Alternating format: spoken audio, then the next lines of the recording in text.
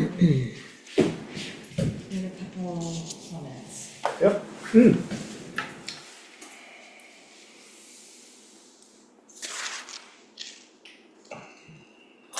Oh, okay.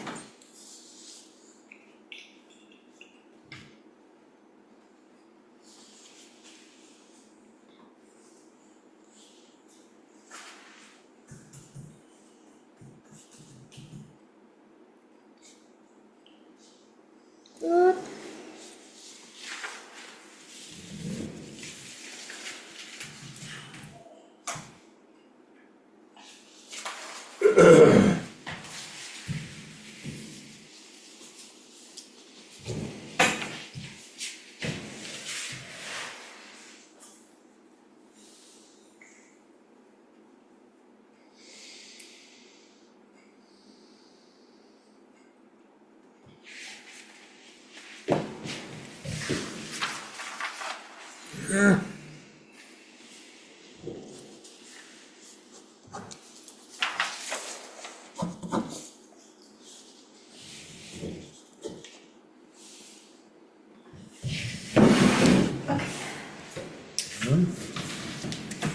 Edgar, you're good to go? Alright, I'll open the meeting. Chief, I believe you're our first contestant, so if you wanna come on down. And you're here. I'd like to say we've got a half hour scheduled till 4:30, roughly a half hour. I'd like to save a little bit of time to discuss the incident on Shaker Road. Yeah.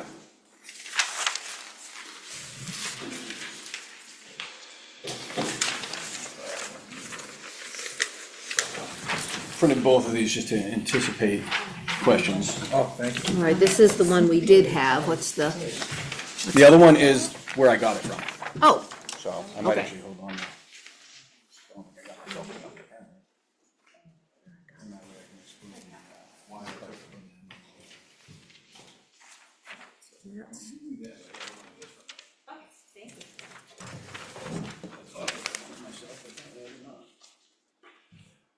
do you need the first page back? Cause I've got my own copy of No, that. I've got it. Okay.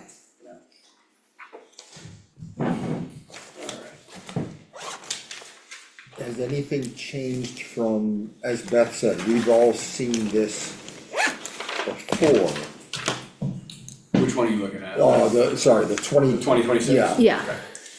I haven't changed anything on it, I'm more or less here to explain it, Yep, okay? The second page I gave you, the one I stapled together, that's where I got it from. yep, This is another town that's a little bit bigger than us by about 800 people, yeah, and they cover 24 hours a day. They run 5 full-time officers and 5 part-time officers, okay, okay? And again, that's only with 800 population more than us.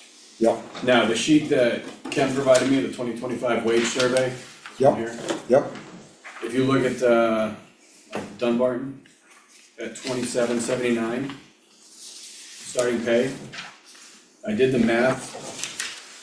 That's actually their 2025, that's getting, I know okay, I'm confusing you guys, 'cause I'm looking at 3 different sheets here. I know, and I don't know which sheet I'm looking at anymore either. Which one, what are you looking at? Wage Wage The survey. wage study, that shows their Oh. 2779 to 3769. yep, Okay, again, that's their 2025, and their 2026 is actually gonna be about 3 to 4% higher than that. okay, And what town are you looking at, please, That's Dunbarton? Dunbarton, Okay, yep.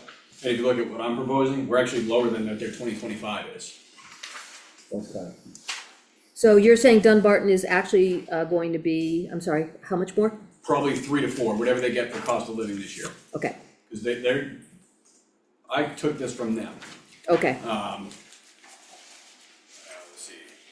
and we're just looking at, well, everything or Yeah, just it's a patrol living officers? scale, so Dunbarton, I use them because they're able to steal officers from bigger agencies, they never really hurt it. They actually have 6 full-timers now, they got another one this year.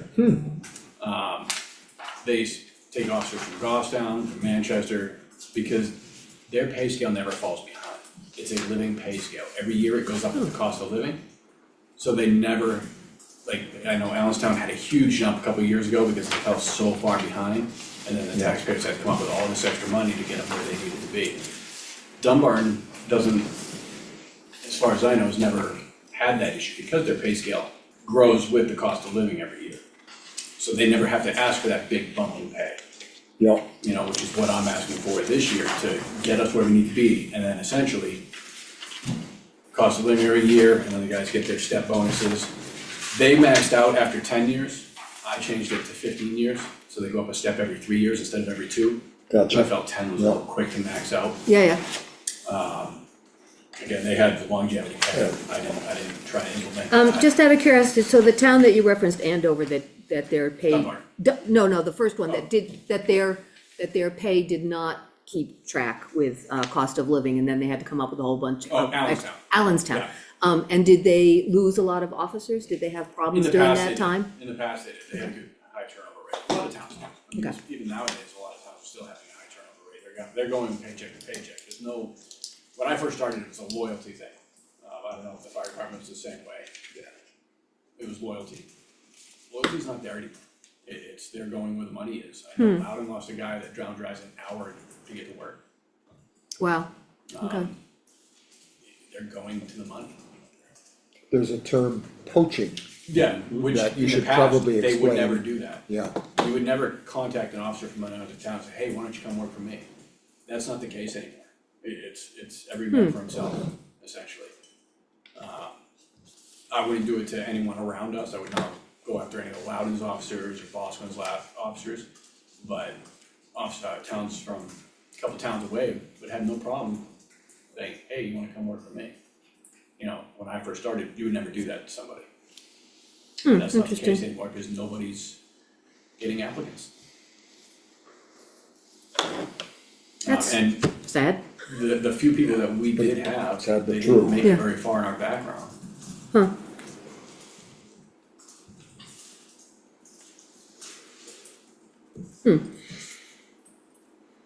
A sobering, state of the times. It is. so Okay, as part but- of this, we'd create a sergeant, we would promote a patrol officer to sergeant, correct? Jordan Westgate's already a sergeant. He's just not being paid because I didn't have money to pay Okay. him. Gotcha. And then we do currently still have a part-time lieutenant, correct? Yes, my plan would be, I don't know how long Lieutenant Dupuis gonna be here. He tells me 2 years. Okay. And when he leaves, if I have to get another part-timer, it's gonna be for whatever shift's open, so it might be 1 day Yeah, a week. yeah, It's not gonna be a lieutenant, it's gonna be a patrol officer, yeah, which is why I made a decision to promote now. Officer Westgate is training under Lieutenant Dupuis. And he's gonna learn for the next year. He's got the experience, Jordan's got 8 years on, just like right, I Officer remember Dupuis has that 5 from, years on. yeah, So these Yeah. guys they weren't new when they came to us, we didn't Right. send them to the academy, they weren't fresh out of the academy, they had experience. yeah, But we had to pay them as if they were brand new because we didn't have the funds to say, hey, I can give you from Right, right. this much experience. So the scale that I offered this year, it has Officer Westgate as a year 1, step 1 sergeant. And it's got Officer Dumas as a step 2 first year. I don't know if that makes sense to you guys. it does, at least to me. I'm writing this all down as if it makes sense to me, but So I'll, Officer I'll figure it Dumas out. is in his step 2, but the first year of step 2. Okay, Yeah, So it'd be another 2 years before he goes to step 3, so Well, step 2, first year of patrol officer. patrol officer, Yeah. okay.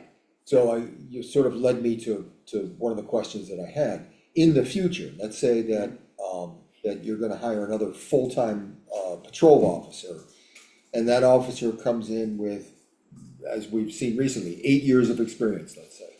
Where would you suggest that we put that officer on this scale? Let's say he has 8 years, I would put him somewhere in step 2, cause you're not gonna max him out, like, let's say he's got 8 years.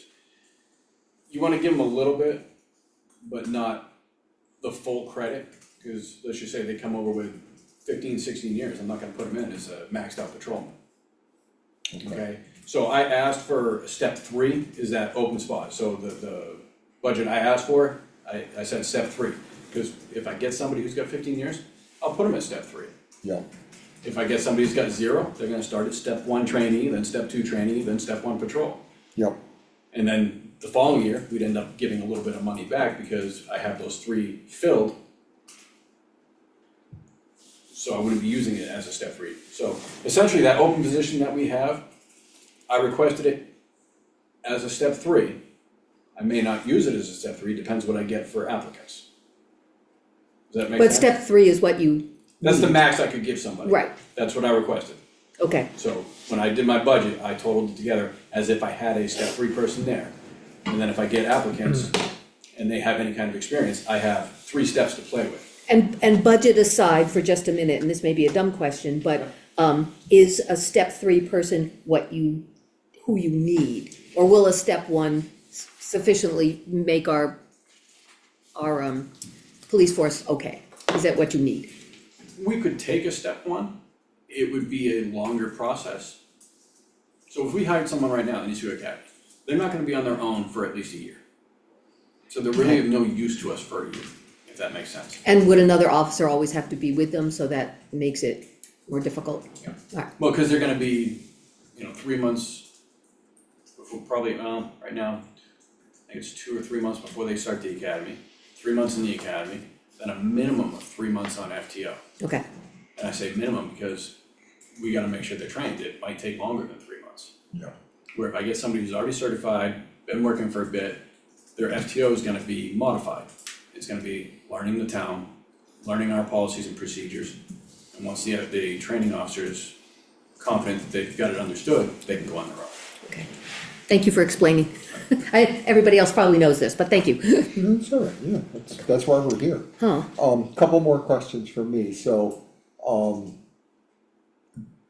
did you, I think at one point there was a job description or position description for sergeant. That position went dormant for quite a while and has recently been reinstated, let's say. Same job description, or have you drafted a new one? It's the same job description. Yeah, So so let's say Officer Dumas gets a report, it's going to Sergeant Westgate to review, yeah, and then it's going to Chris to yeah, make sure he did it right, yeah, but same description. yeah. And assuming Chris departs at some point, what's your intention with a lieutenant rank? So the lieutenant rank here was given to Mike Crockwell, I remember. more or less a courtesy because he had 35 years' experience. Yeah. And it was just there. Yeah. Chief LeBrec kind of created it. That position will essentially be there for, let's just say, I stuck around for 30 years. It's something for the sergeant who's gonna now be there for 30 years. Yeah. So, more of a recognition, hey, you've been here 20 years and sergeant, we're gonna make you a lieutenant. It's not necessarily a raise, it's more of a recognition. It's the Yeah. same job, the sergeant lieutenant in a small PD is the same job. Yeah, Okay, so it wouldn't necessarily be a raise, and if Yeah. it was, that's something you guys would decide. yeah, On my end, it's more of a recognition, yeah, okay? Cause it's literally the same exact job. Yeah. They're supervising, they're doing reports, possibly disciplinary. Yeah. But normally I'm gonna do the disciplinary. and this may be a Ken question. The raise in the officer, wages, it looks like 17.2% for the coming year, correct? Does that reflect, Officer Westgate at the sergeant's rate? Yes. I Okay, put that in as his step 1 sergeant. Okay. Mike's at step 2 patrol, and that's Yep. at a step 3 patrol for the open. I remember you, right, that part I was clear on, it's just the other two I was a little fuzzy on, okay. So 17.2 would be accurate if we moved ahead, Yep, that would get them all where they would be according to the step scale. right, Again, it would be lower than where Dunbarton is, but I think it's Right. still a fair scale, even though we'd be lower. okay. and certainly fair enough to attract people, you think? Yes, Well, how does the crime rate in Dunbarton compare to Canterbury? If they're running 10 officers, 24 hours a day staffing, like what so do they're you not need? running 10 officers 24 hours a day. Well, I'm saying they have 10 officers on Yeah. staff. I don't know what their crime rate is, I haven't looked at their statistics, but they have to have their 5 part-timers, because otherwise they're patrolmen. One would always be working weekends, always be working overnights, and I think their part-timers are offsetting that so that they can have nights off and weekends off. I could get that information from Chief Remillard. I can try and get their stats as well. Again, I don't know much about Dunbarton, never, I think I drive through it once in a while, but other than that, I don't know what they have for businesses, I don't know what they have for, I know that looking at this sheet that you guys have provided, their operating budget's not much different than ours, it's just they're different departments.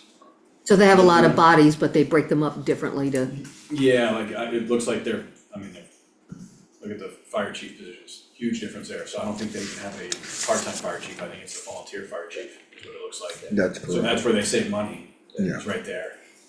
so you bring up an interesting point though. So if that's the case, if they've got 24-hour, what is our coverage considered? Right now, I got 7 AM to 11 PM, Monday through Saturday, Okay. and then 8 hours on Sunday. And again, they're working 2 16s and an 8, and I can't keep doing that long term, they're gonna get burnt out. The 16-hour shifts are long. Right, can you say that one more time, please, 7 AM to 11 7 AM PM? to 11 PM, Monday through Saturday, Yep, and then 10 AM to 6 PM on Sundays. okay, thank you. And what is, and I know we discussed it a little bit, there is a population number at which the state police will begin. I believe it's 3,000. I think you're 3,000, correct. 3,500. Yeah. You would look that up. I Real, did- yeah, you were, was yeah, close, we Yeah. weren't there. Yeah, No, we still have a couple hundred to go, I think it's 300, 400 more to go. so does that mean that if and when we get to the 3,000, will the state police begin to charge us for anything outside of the coverage hours you guys provide? They would charge us all the time. Okay, So if you're above that, you're supposed to have 24-hour coverage. Regardless Is of my who's understanding. covering, yeah. Yes. The problem they're having now is, we've gotten emails, they're, even to us, that they feel they're covering too much. And I'm like, you guys aren't covering much, but they're covering. You've gotten emails from them saying they're covering us too, Canterbury too much? Yeah, really? and well, so I think it was a generic email that went out to Yeah, yeah. everybody, because when I pushed back, I got an apology. Because I looked at the stats. Yeah. And I said, I don't feel that's accurate, and if it is, could you please let me know, because. Kind of not a smart when I way to report send out the an email. Selectmen every month and Yeah. say, you've responded to 4 calls, and now you're telling me you guys are doing arrests and follow-ups in my town, and I don't know about it. So I did get an apology email, That's good. saying he misspoke. So I think it was a generic to all towns, because I know they're covering Northfield, who's a 24-hour PD, because they don't have the manpower to cover 24 hours right now. They've been covering Bosquen, who's not a 24-hour town for some reason. I always thought it was, it's a big town compared to Canterbury. Yeah. So they are covering a lot, and they are short-staffed, I think still by 70 troopers. So yes. they are covering a lot. Yeah, they are, every other coach, everybody's down, everybody's hurting. 70 to 80, Yep. that shortage has existed for years. And yet they're still there like that when we call. I mean, they were here this weekend helping out. Yeah, So good, Yeah. huh, We have a great working relationship with them, and that's when I was concerned. I'm like, I don't wanna, you know, take advantage of them. So I'm like, hey, can you tell me what's going on? So Yeah. once he looked into it, he's like, all right, yeah, you guys aren't using us as much. well, that's two So- good things to know, one, that you got an apology right away, and two, that they are right here when Oh, yeah, you they- need when them, we so them, that's they're here, great. so. I don't know about like 2 a.m, I don't know how long it takes them to get out to calls, but when we needed them, like I said, this weekend, they were here. Yeah, So, good, And is there a formula they use for charging us, or how to, any I idea? don't know, I'm just because curious. we don't get charged, Yeah, right, so at I this have point. no idea what they charge. Okay.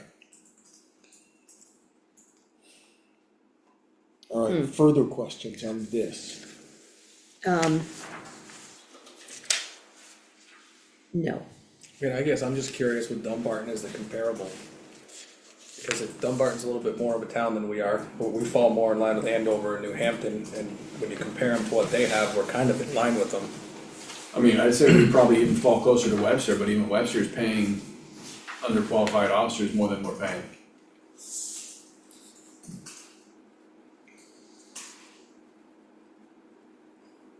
I mean, on that line, then if a sergeant does the same as a lieutenant, then why do we carry both? Why don't we just have 2 patrolmen and a sergeant, or 2 patrolmen and a lieutenant? Well, when we first hired Chris, he was hired just to do details. He stepped up because we were so short. There's no reason he works the 3 nights a week he works. He was originally just here for details. but if the difference between sergeant and lieutenant isn't different, And we're not paying them differently, correct? And the job is the same, why does it matter if we have one or the other? It's redundancy to me, it's if we're gonna pay and we wanna be comparable, you can't have two of the same job. The main thing is I can't have Chris on call, 'cause he can't come in, he's got a full-time job. Chris he's correcting reports, he can't come in and speak to a patrolman during a patrolman shift. Right, he can't essentially do anything a real supervisor can. He's literally just there for the experience, which is why he looks at reports. Same thing Crockwell was there for. You know, Crockwell had a little bit better flexibility, because this was his only job.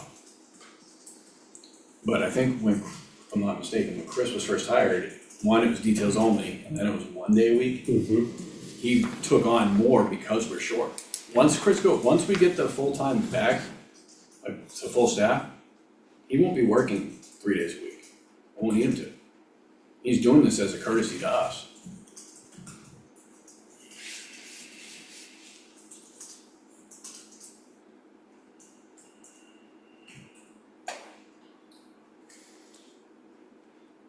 Further questions on this?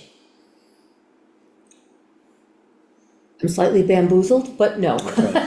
I get what you're saying. I think I've got the gist of it. So Chris is filling shifts right now. Once we have full staff, he won't be filling shifts. Okay. I think there'll be 1 shift a week.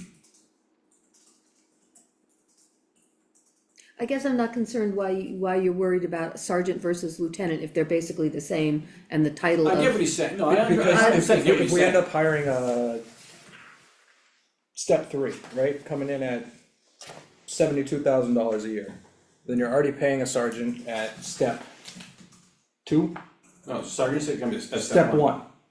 So that's gonna be $75,000 a year, and then you add, what's officer doing, a step 2 trainee, so 58,000. No, and then, no, so Dumas is at, before holidays, 66,788. So it'd be a Step step two. 1 patrol, Yeah, no, he's at step 2 patrol, 66,788. sorry, I put So it as a that's step 2 Dumas. trainee, that's my fault.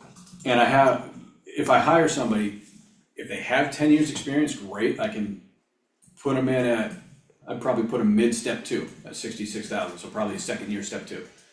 You're not gonna max them out and put them right at step 3. No, my concern is if we're trying to find a full-timer and we're looking for somebody potentially step 1 or 2, I don't wanna have too many cooks in the kitchen and have too many people in that sergeant role, right? It doesn't, we don't have 2 chiefs, we don't, you know what I mean? Like, it's not, I'm not trying to be obtuse, it's just, when you think numbers, you don't wanna just start maximizing everybody on the higher end just to have part-timers. If the town needs that full-timer, I'd rather see the full-timer have three full-timers than 2 Yeah, and 1. And when Chris leaves, like I said, if I can, there'll be no part-timers. It's hard to get them for training, it's hard to keep them up to date on their training. And the schedule with their 4 and 3, I think it would just be 1 day when we're at full staff. It'd be during the day and it would be a patrolman, it would not be a lieutenant. So if you could only get 3 plus you, 4 full-timers total. Would it be plausible to reduce coverage hours? And still stay competitive wages? Like, I'm trying to find a balance, Coverage hour. like 7 to 11. Yeah, so so they'd be working 10-hour shifts if I get back to full coverage instead of the 16. Yeah, it's Jump tough, yeah. So it would be, I think it was doing 8 to 6 and then 1 to 11, so it would be 8 to 11 instead of 7 to 11.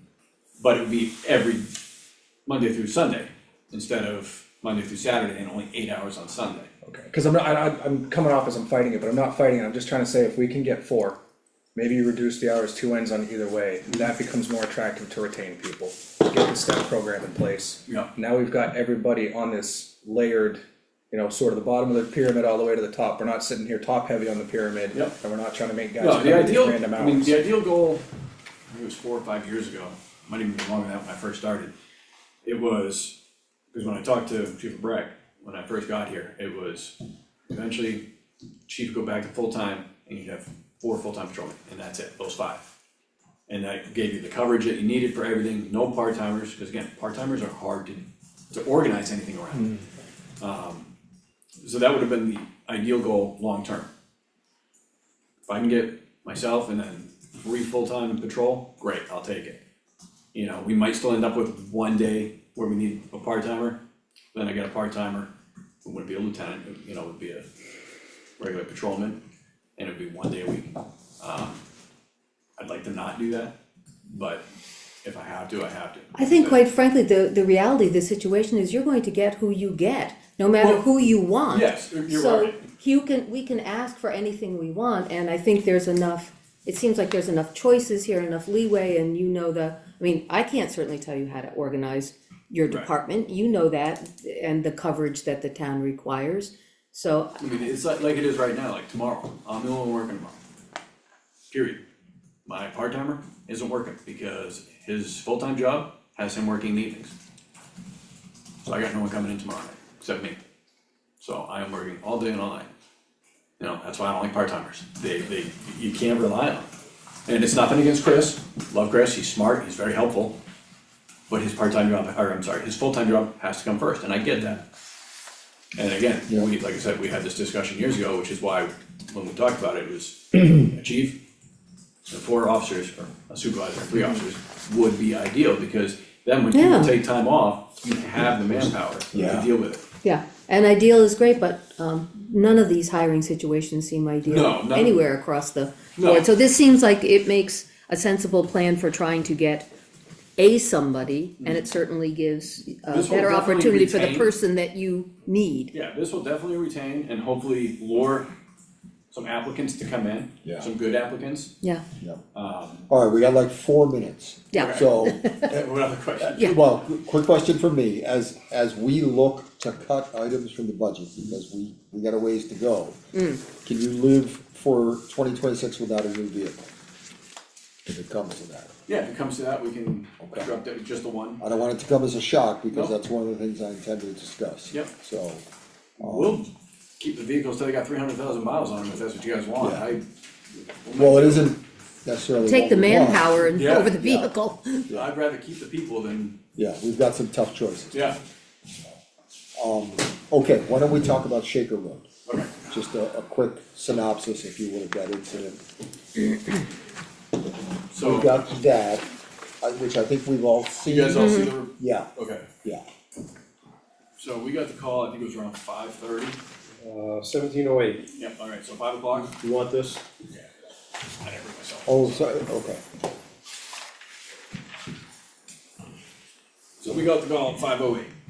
Officer Dumas responded there, and they were told that they have an adult male with autism who walked off property.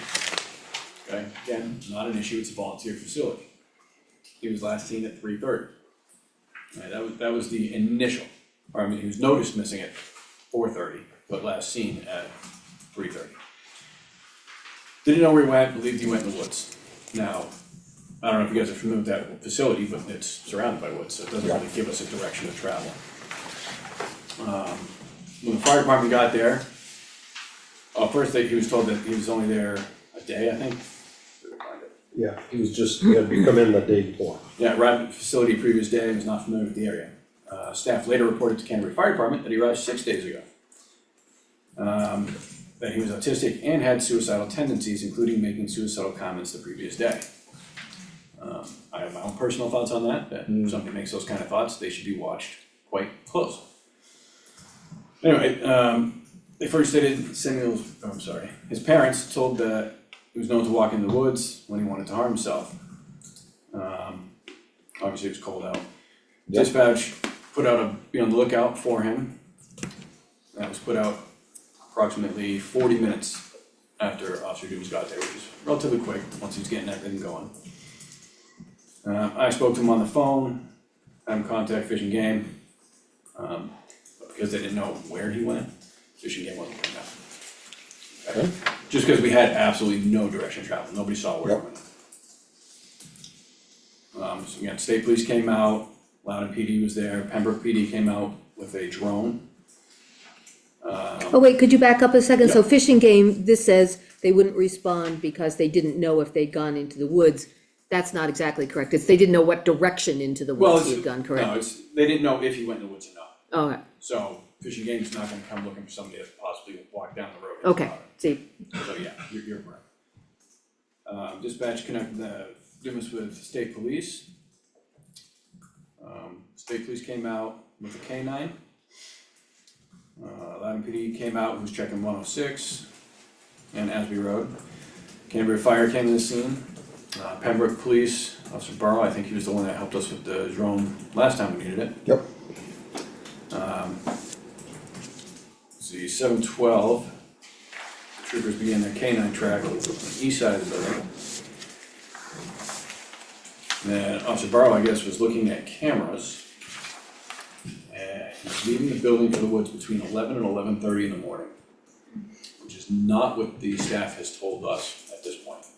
The officers had to figure that out themselves. So basically, he left 5 or 6 hours before they notified him.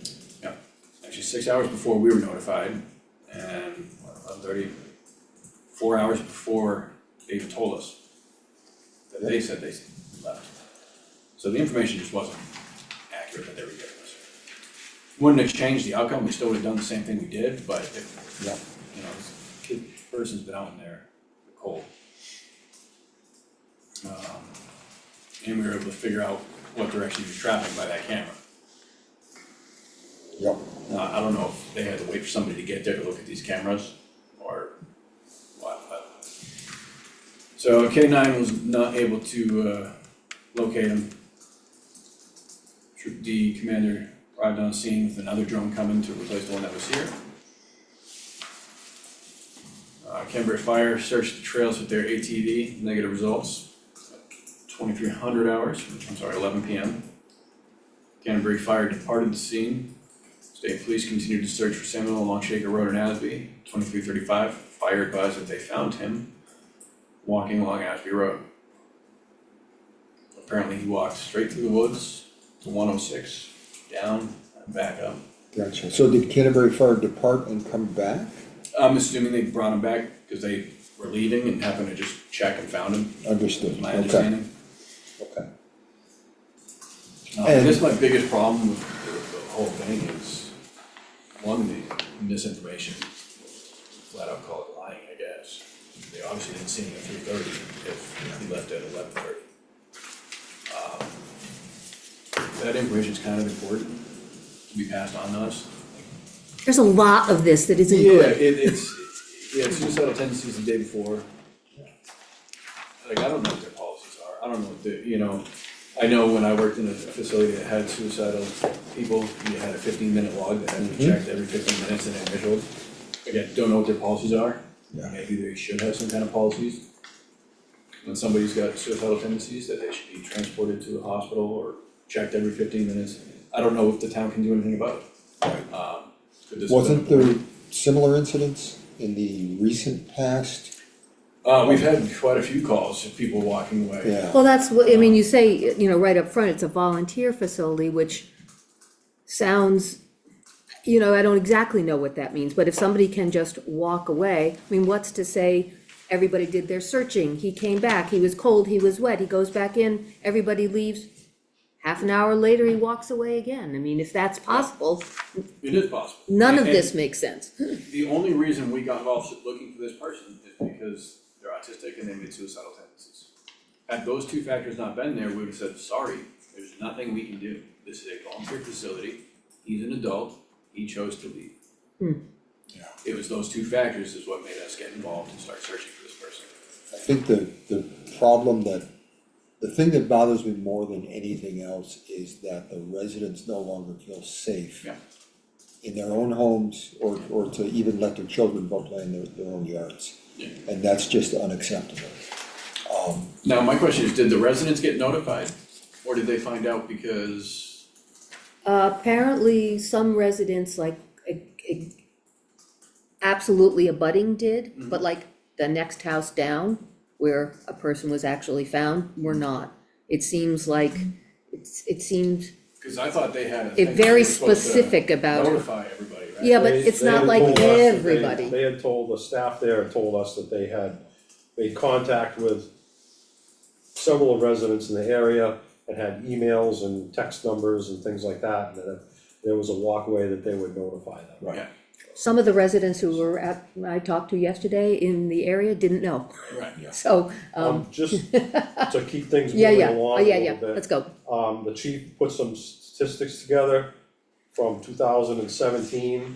They had 9 calls for service there, the police department did. That number has risen, and so far in 2025, we're up to 45 calls. Whoa, okay, So I think, I'm thinking we need to meet with their, management again. I know you and I met with them. and you met with the management, I think, Ken, today, you said the parent people, correct? But did you meet with the management of this exact facility here in Canterbury? we met with the site supervisor, I Okay. guess, he's the director, executive director of the facility. And we met with the, also the, parent company owner, Okay. CEO. What year did it switch uses, or switch, I'd have to Behavioral look health? and, yeah, Yeah, that's what we're trying to 23? figure out. yeah, It's been, we'd have to go try and figure that out, it's been within the last 2 years. Yeah, Because there was an issue there, 3 years ago, where they were allowing women who originally weren't allowed at the facility, so they had to go back to zoning to get a That new might have been approval. 4 or 5 years, well, whatever, you were on the It ZBA, was right? three, Yeah. about 3 years ago, I 3 years just didn't know ago, if yeah. that's when they switched the. I don't think No, that was when they no, switched no. companies, So because that the, was- That's even more recent. Cause Yeah. that, the sign had just changed like within the Yeah. past year. Right. But it was the last 2 or 3 years, those numbers really got high. yes. Cause there's less white vans cruising around. Yeah, Which in is- 2021 Yeah. it was 16, and in 2022 it went to 28. And then in 23 it was 34, 24 was 39, and 45 so far. yeah. Didn't they appear before the planning board at some point? I think when When they were, the site plan had originally, they appeared before the ZBA. okay, And that was because site plan had said that they were accepting, men from a certain age to a certain Yeah. age. And they had actually been housing females there. yep, And, we brought it to their attention and they said, well, we'll go before the ZBA. And the ZBA said, no, not a problem, let's change that. So- Yeah, because I believe there was an issue with a female resident, there was a call for it, Right. and that's what. That's how we sparked- found out. That's how we found out. yeah, yeah, Yeah. I remember that. yep. Well, So- and then there's the other issue that the recent issue that you were Yes. talking to them about. Yeah, With the- last year they had a person there with a violent history. and- Yeah, Yeah, and, so- this, in an unsecure facility, it was a court-ordered, stay, and it was an unsecure facility. well, alright, why don't we set up a meet with them? You wanna be a part of that? Yeah. I think that would be appropriate. And certainly any other select board members who. oh, I choose would like to be present. there. Okay, If you have more than one that's publicly noticed, then. Right. Yeah, Is that, that's true. yeah, if you wanna say. well, that, let me check with them, we'll Yeah, Yeah, see some dates and see what we can do. yeah. Yeah, we'll see who's available. Alright, anybody else got anything for the police chief? I don't think so, thank you. Alright, thank you, chief. No, Can I just, I just wanna say, Sure. I know raises are always a tough thing, I do wanna point out, it does cost more money in the long run to hire new. At least in this group, I don't know about any other. The study that was done by the old Allenstown chief, I think it was Chief Paquette, was anywhere from $92,000 to $100,000 to hire a new officer. Once you get paying them, paying for the training, paying for the Yeah. outfitting, uniforms and everything, Yeah. so it's something else to think about, to try and keep people there, because we have to keep replacing them. You hire somebody new, especially in a smaller town, you don't know if they're gonna stick around. Yeah. And my experience is people in this town like having officers that they're familiar with and they know. So that's why I'm pushing this so hard, is to try and keep people here. So, Understood? Well, and to get the coverage that we need, Well- so thank you.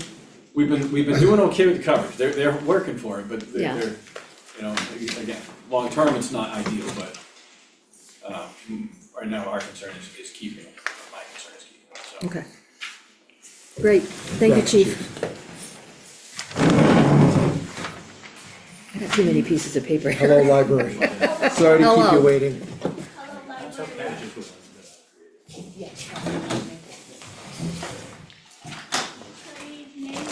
Good evening. Alright, well, I'm gonna see which thousands pieces of paper you have. I think I'm just gonna. No, I sent it to my other printer and but thank you. Thank you.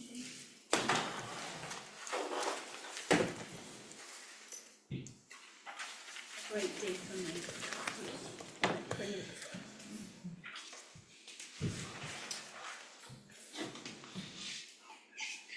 Just wanna make sure I got all the right stuff. I don't know, I'm not sure which is the right stuff at I the know, moment, that's- so.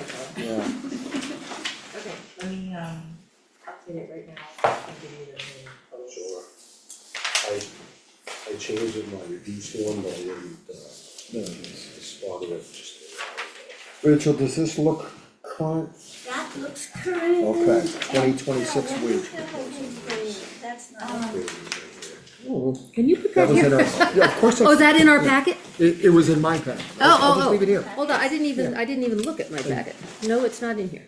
Do you, Oh, wait, we have another packet. I can give you my secret squirrel, not so secret. So, We do have. Oh, wait a minute, I didn't even look through this big This packet, is, it must be in here. Here it is, I got it. Okay, good. Of course I have it. Calvin, you've got one as well? I've got it. Okay. here you go, and I just, Everything. Started for a year. I just cleaned it up and I had an error. So, this is 800, not 8,000. So, I will. Thank you. Okay. So, select board, on your Yes, budget copies that I just gave you, yep, on page 11, yep, it says, 45, 50.4. yep. it says 8,000 for the 2026 budget, that should be 800. Oh. Yep. Okay, same as 2025. Yes, and so that changes the increase from 9.7 to 6.9. Thank you. And the overall, well, that other one isn't really useful, so never mind. But yeah, the But that 9.7 certainly is is, 6.9. yeah, okay, very good, that helps. Well, that helps. Yep, Sorry about that. Nope, good catch. Better now than at town meeting. Oh, and this is the first time I'm seeing health insurance retirement, so we don't have those, so we haven't seen this, okay. yeah, and that, retirement is up. All right.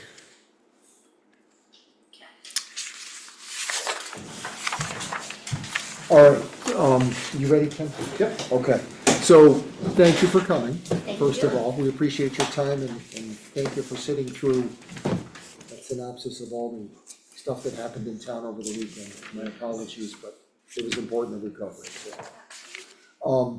So, as I think you heard a little bit, we're at the point now, where we're looking for dollars.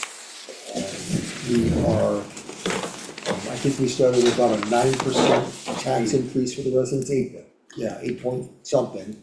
And we're obviously looking to improve on that for all our sakes, for all Canterbury residents. So I just thought we'd come in and talk, Sure. for right now. The one bit of good news is 9.7 is now 6.9, so. That's a pretty good bit of news. Yeah. The wage increases, my understanding is the trustees have agreed to fund those sort of in perpetuity. Or as far out as you can project, I guess.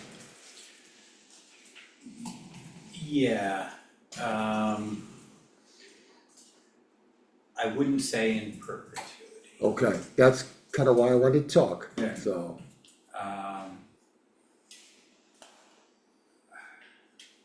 What are you thinking, Rick, in terms of, 5 years. If the market continues Yeah, I mean, to defy people's pocketbooks, then we'll be in good shape, yeah, so. It just was as important to them for all sorts of personnel reasons, right? To make sure that a fair wage was achieved finally. yeah, I know we've talked about that in the past, yeah. Yeah, I heard the chief and, you know, it's the same thing. And we have great people. And, we don't wanna lose them. That's pretty much what it is. Yeah. And I kind of took a page from Justin when we were crafting this, that, we're not raising anything else. That's how important it is. Yeah. Because we are very lucky in terms of our friends, right? A lot of people contribute very generously, and that is the only way I can take a hit on no increases other than wage. Yeah. It doesn't, it's a little bit risky, but it's important. I won't be able to do that every year, but we need to get wages to a place where they're fair. And that I can retain, and that I can also attract. I've got 2 employees that are beyond multiple years beyond retirement age. And I need to have a wage that would attract and retain a professional and a paraprofessional.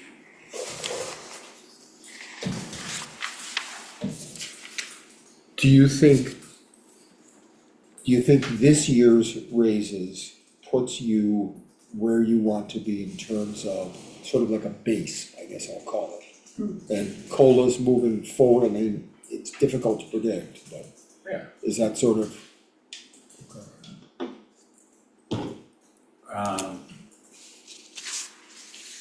My father-in-law said,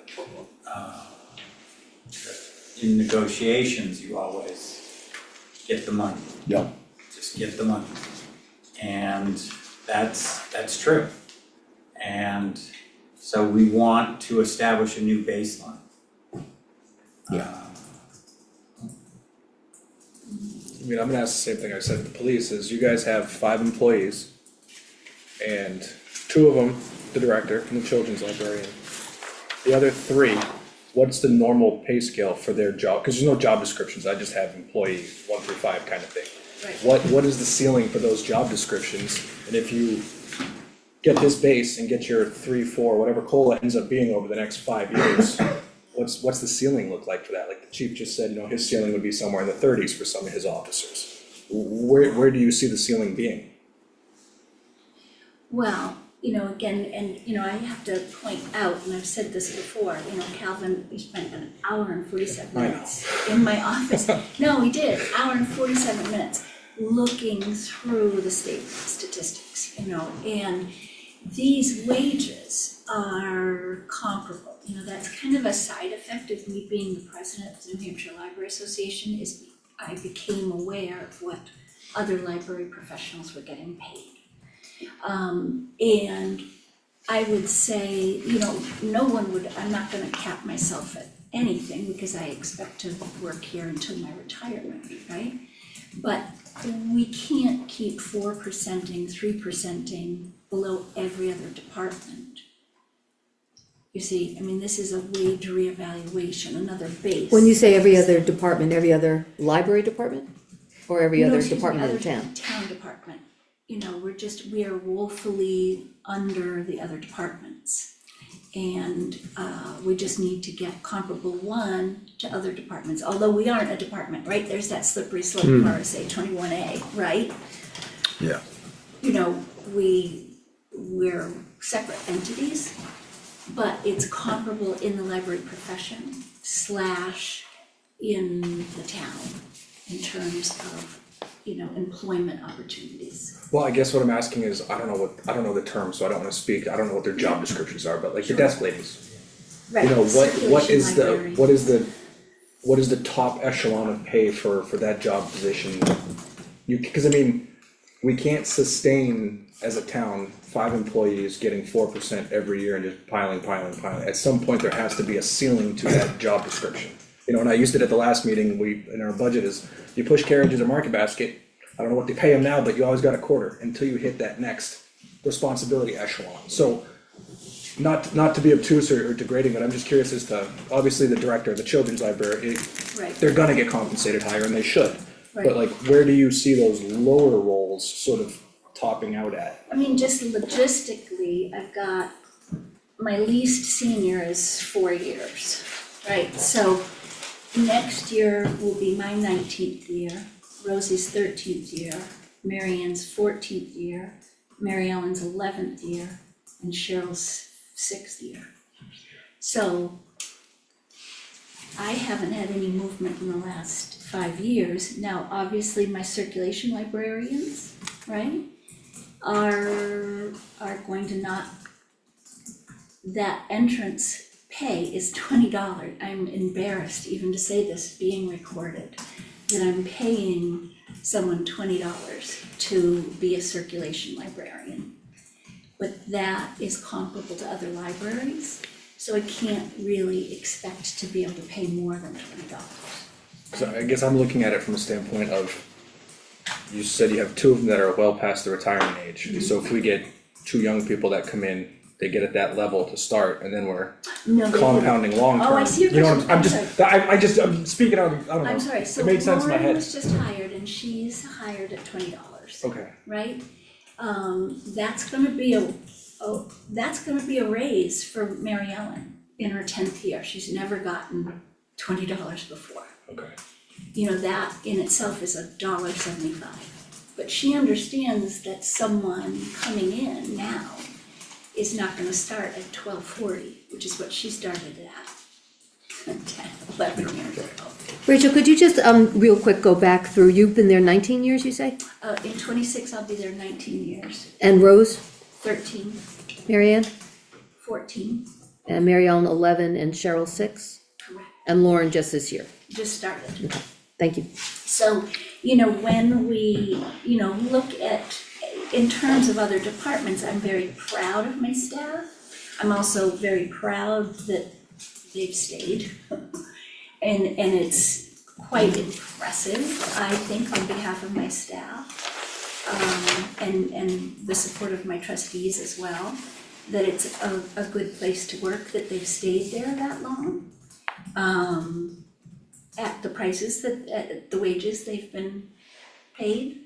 I just think it's very fair to compensate their longevity.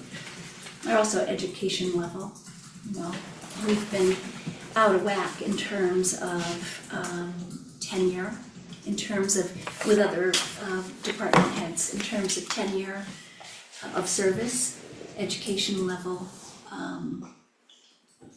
professional capabilities. So I'd like to get it more aligned with other departments. But within the library world, Yes, you're comparable. we will be with this proposal. And now, well, with this proposal, you will be. Yeah. Correct. Okay. Not before. Okay. Where we are now is fairly embarrassing, and Okay.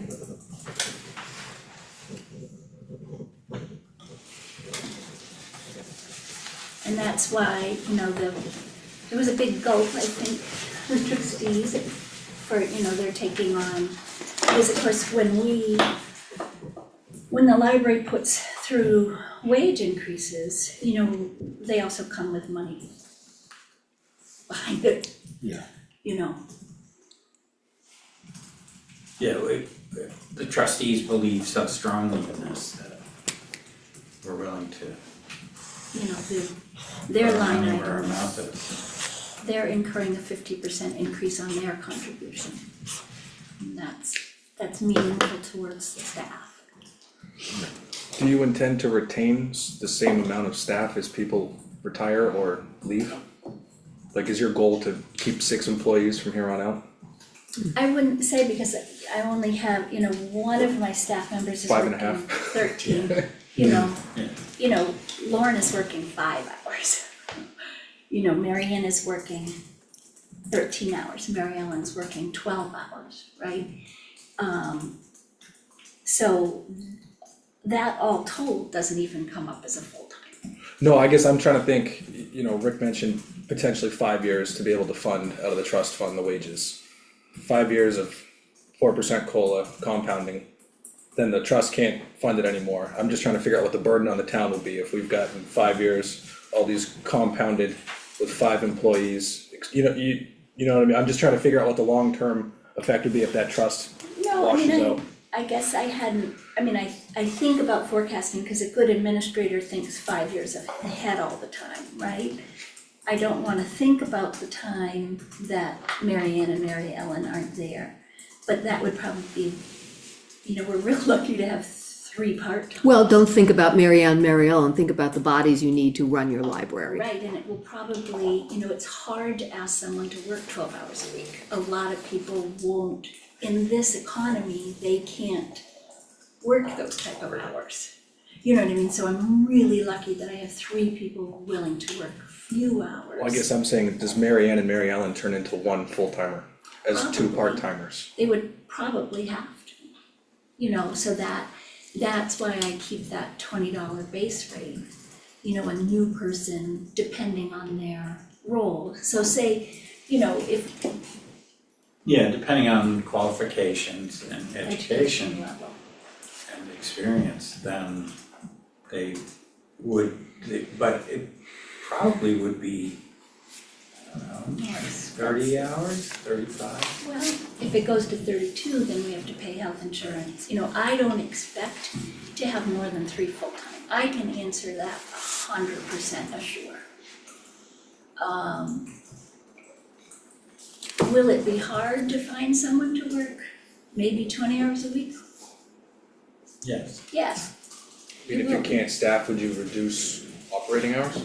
Change times that are open? You can see by the statistics, we served 18,846 patrons, unique patrons.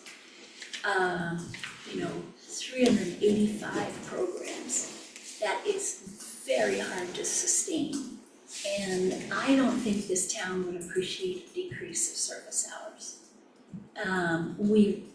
Having said that, our library is open more than most libraries in the area.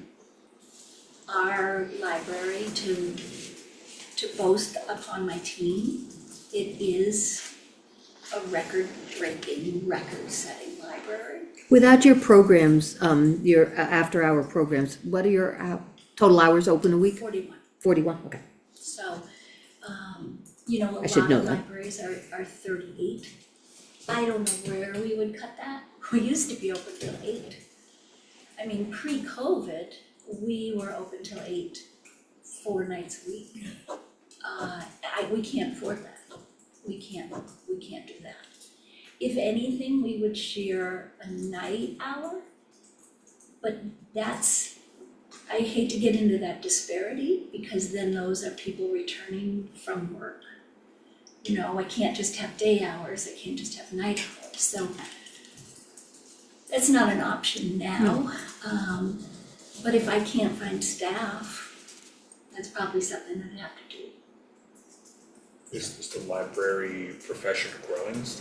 Obviously naive, it is a growing profession. Absolutely, yeah, absolutely.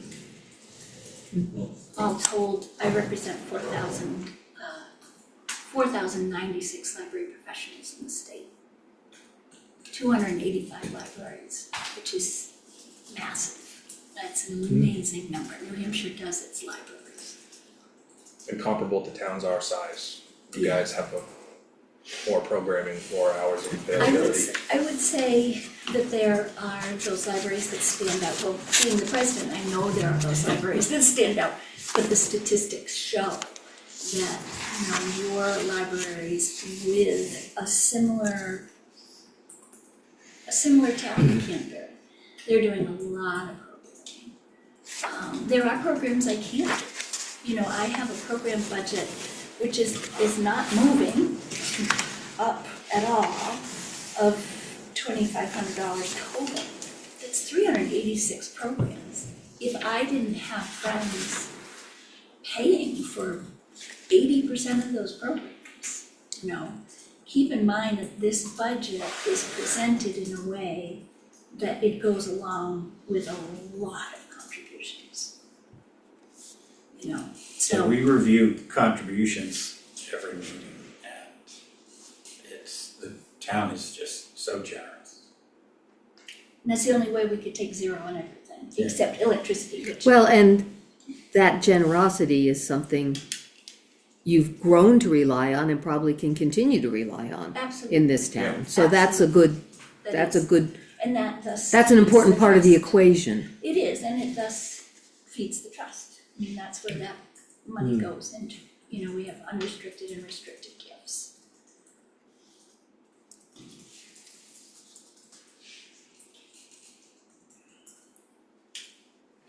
What's the magic number of hours for retirement? 35? For what? Retirement. 35. Yeah, so I've got Cheryl and I are in retirement, Rosie's Yep. at 32. Yep. Okay. I don't see Rosie increasing her hours.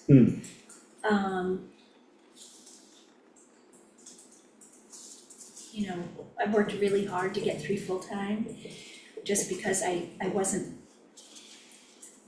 paying myself all my hours. Yep. And I was told by my trustees that that wasn't allowed any longer. Yeah. It's not, How many vacation hours do you have? 380 unused So- on December. And she's actually Definitely should burned use a some. few of them this year. Yeah. So, and I did that for a long time, and that's not unlike a lot of libraries, right? That has been the culture, but we have staff members on cash assistance and fuel assistance, and I don't want it to be that way anymore.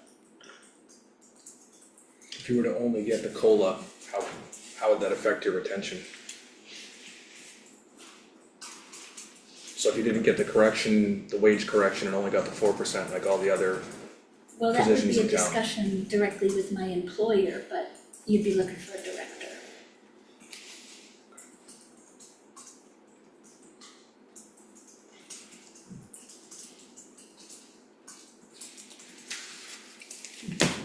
Any further questions? I think I asked them all. Okay. Well, a few. Beth? I think Calvin did. No, I'm good, there's another whole bunch of numbers here to look at that's Yeah. hard to look at and discuss at the same time. Yeah. But, Well, we're happy to come back. Thank you. It really is helpful and really useful to helpful. Yeah, talk. and So, when Ken and Beth and Rick and I met, you know, this was the same budget that I submitted in September. So we're happy to present with 0 other. yeah. All right, okay, thank you. great, Thank you. Thank you all. Thank you. Ray, thank you. Rachel. They canceled school for a while. What? They just canceled school for a while. Okay, Wow. thank you. Good night. Thank you. All right. Before we merge on, can I Yes, have go- 12 go. seconds just You to can write a have note while I as much have it in time my as you head? need, my No, I friend. just need to write this down before it falls out of my head. All right. Hey Cal. Yeah. Is it possible? Yeah. To do a 5-year projection of both the library and the police department at their trajectories there? Yeah. Cause I don't know if you got the steps or levels that the employees would all be in for the PD. Yes. I'm just curious to see what the playout over 5 years would be at the increases. I can get that to you this evening. You mean best. with COLAs? Yes, if we go on the assumption Yeah, of if we COLA do, being like, 3%, 3 Gotcha. or 4% Yeah, yeah, COLA I get what you're saying. Over the next Yeah. 5 years. With all the people filled in at the and what their step impact would be, Yeah. you know, when they get that 2.5 on top of the time. yeah, Right, Yeah. yeah, I can figure that out. Okay. yeah, that's really a quick spreadsheet. formula. Yeah, I can open Excel. So I just wanna make sure I understood the last bit of that conversation too, which is if we don't approve the wages that they've proposed and just do the COLA, that we need a new library director? Did I understand that correctly? I believe that's what That's she what I said, yeah, Okay, yeah, just wanna make sure I understood that. yeah. But as I understand the RSA, it is not the select board's purview to do raises. Hmm. The only control we have is the bottom line of the library budget. Correct, How they choose to spend their money is up to them, correct. and my, yeah. So we can't, We I mean, can, I this don't is, believe we have the authority. this is good, but we're not deciding their wages. Correct.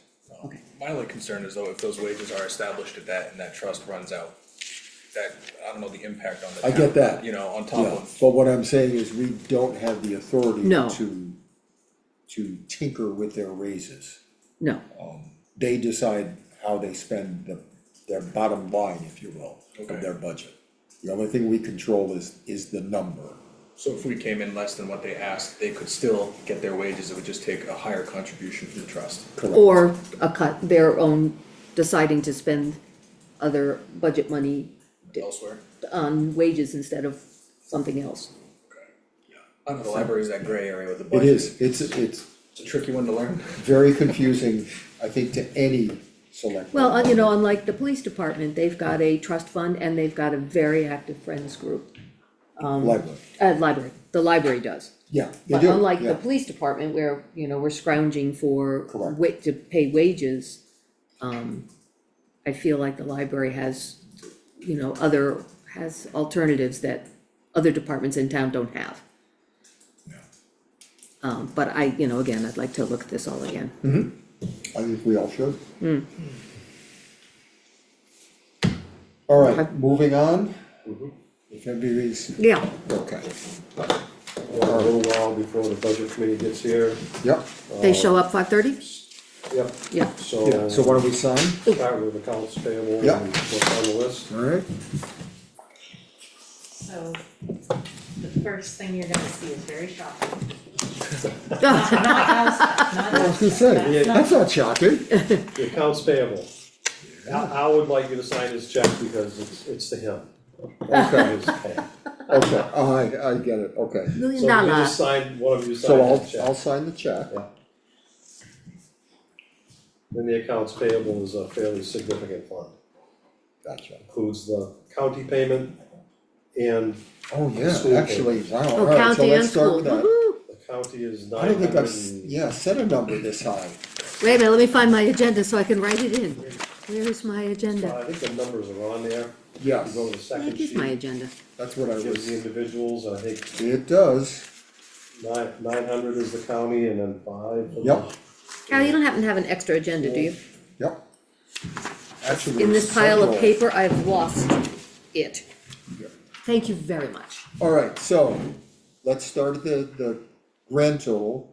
So the accounts payable manifest is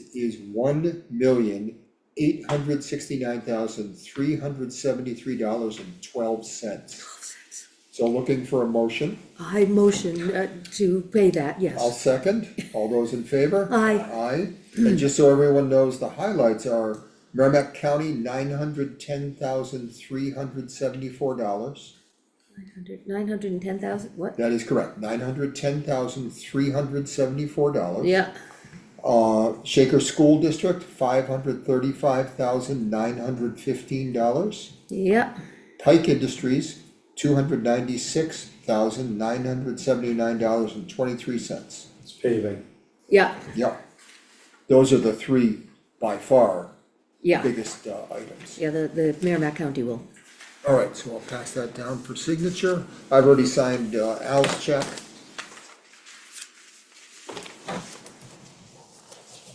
Thank you for the warning, though, Yeah. that was, Prevent chest pain and, Take your baby aspirin. yeah, exactly, Might have a heart attack. that's a big I number. think a stroke would be more like Yeah. it. Holy moly, It's a okay, very big number. alrighty.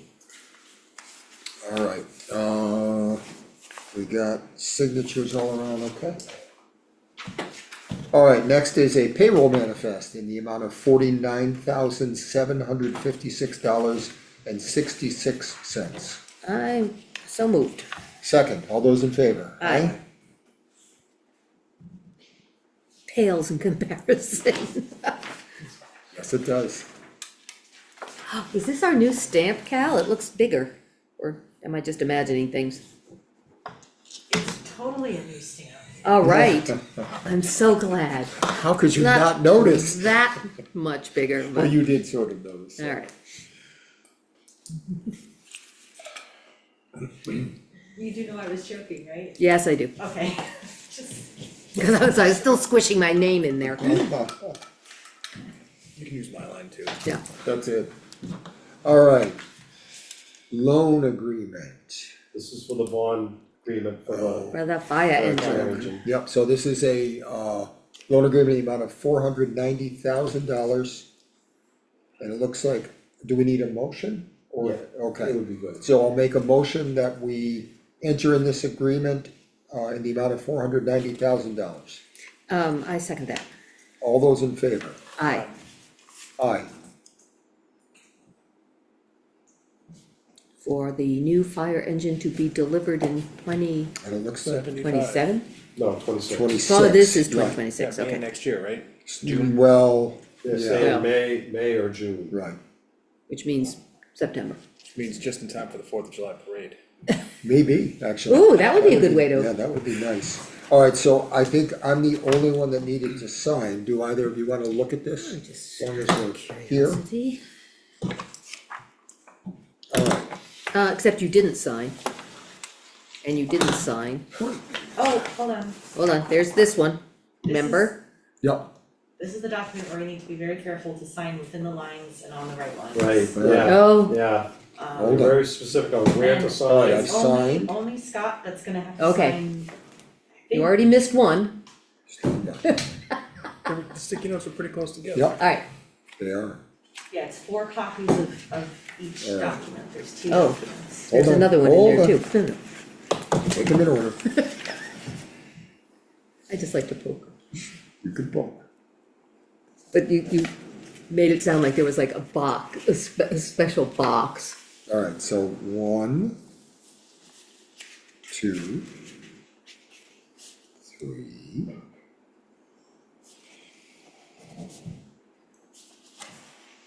And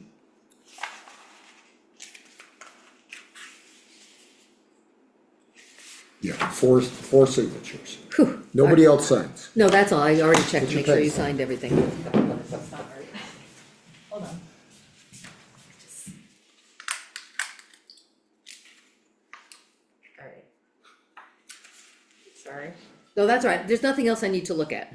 You just check to make sure that everything's copacetic. Cause I think we need. Oh, Sam signs the other one, Yeah, sorry, that's why I got confused. Okay, no, that's Sam signs fine. the other thing. That's fine. Do you need to look at any of this?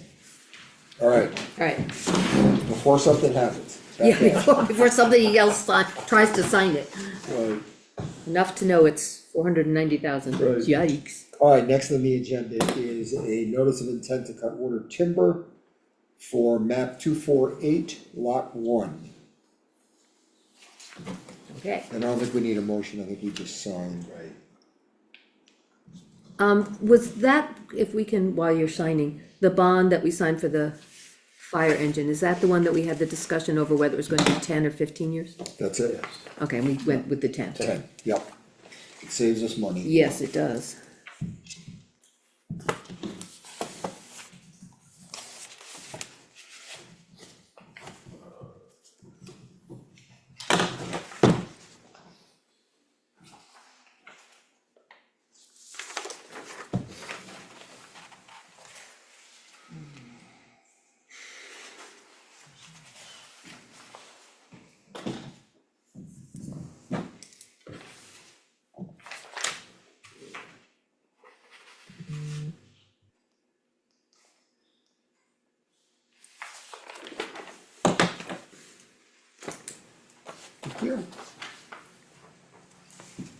got to my friend.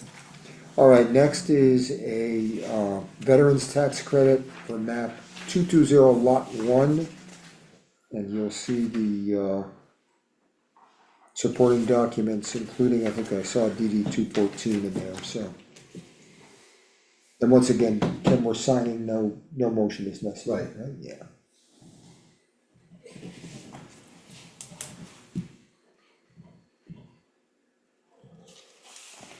I mean, it looks like a, Just two. yeah, I was gonna say, I almost missed a blue tab.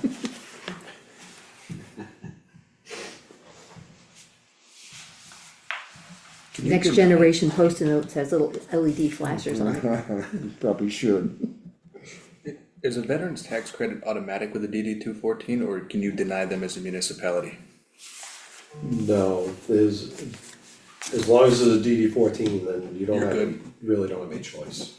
I just wasn't sure if it was state mandated or town mandated on, okay. Well, the town mandated it at town meeting to give the credit, and if all the paperwork, all the correct paperwork is filed, then it automatically it's more or less a formality for you guys to sign it, but that's, yeah. I was just curious about that. Yeah, and Mandy makes sure that all the paperwork is correct before it comes to you guys.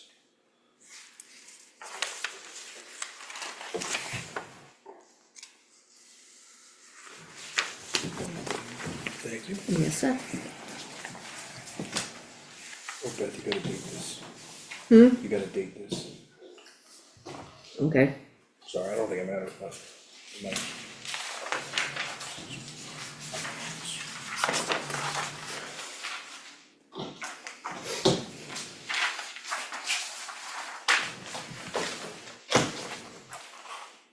Oh, I should check, at some point, Ruth called me right before I left the house, so I wanna make sure. See what her message was. In case there's something about the energy committee, Ruth Heath, I should say, Yeah, they're supposed to Just come on in the front page. yeah, 6:30. yeah, let me see what she says. If it's all right for me to check, just to make sure we don't have an update.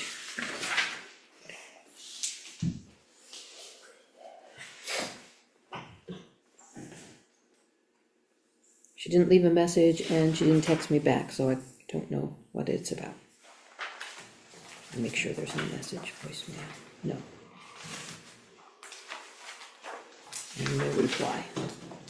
Alright, next item is a tax collector's property tax supplement warrant for the Concord monthly meeting of the Religious Society of Friends, 11 Oxbow Pond Road. Not sure I've ever heard of it termed tax supplement warrant. Tax supplement. I'm not sure, Is that the same as a religious exemption? This is. No, No, this is taxes that they need to pay that wasn't included in the big warrant that you signed. Oh, okay, okay, I'm not sure why it wasn't included. That'd be a question for Sam and Andy. so money they owe us, not the other way. correct. Okay, I was like, wait a minute, okay. yeah, because we abated their taxes, But they, filed late. Mhm.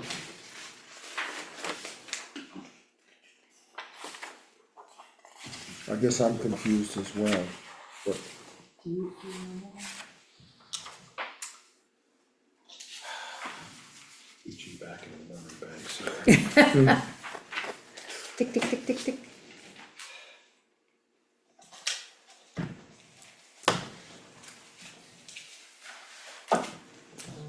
Does I it, don't know. I know the last time that Mandy assessed it, they have a commercial solar PV system okay, on their building, Okay, which Mandy had to assess it at a commercial rate because it's not owned by them. They basically let this company use their building to put solar panels on. I don't know if it has anything to do with that. Okay. If Ruth is coming tonight, we can always ask as a member, and I think she would probably know Yeah. if we wanna.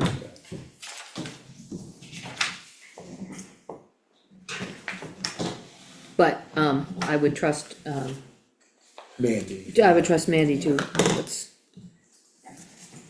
but the solar panels, right?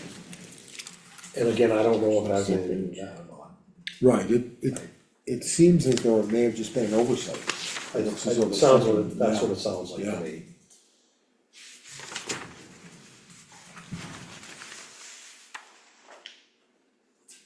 We've abated.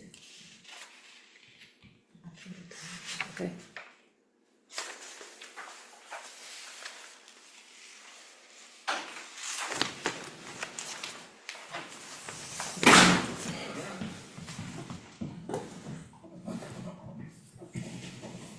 Hey, Bob.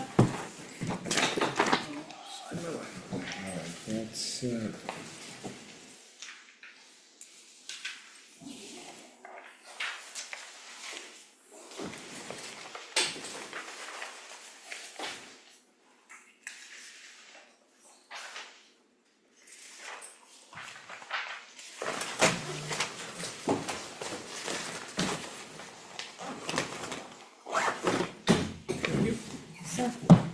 thank you. Alright, next item is the 2025 municipal assessment data certificate. And I guess, I don't know if Cal or Ken, the highlighting in the note on the first page of the document, not sure which is accurate. Yeah, so that's a, the numbers came from DRA. According to Mandy, she didn't feel they are accurate. She's been trying to contact them but they haven't responded to her, so, but the certificate has a timeline to be signed on it, so we'll send it in and then try and Fix Make the, sure that- yeah, make sure that everything's okay. How much more on the timeline is there? I would assume not much if we're signing it tonight. I don't know what the Right. deadline is, December 15th. okay. So Mandy will track that down. Mhm. I have faith in her Yes. doing that. Yep. They are. Good evening. Good evening. Salty crew indeed. Sit here.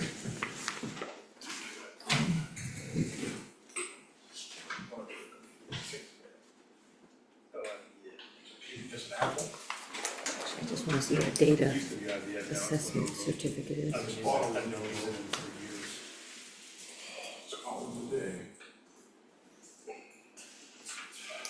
If I may be so bold, what is the mosaic equalization system? I know.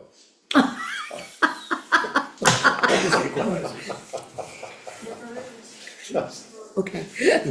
One moment while I write that down. Yeah, you for can future research and call the assessor on Wednesday Right. and ask her. then pass it on to the rest of us. Okay, We'll all be educated. Google it.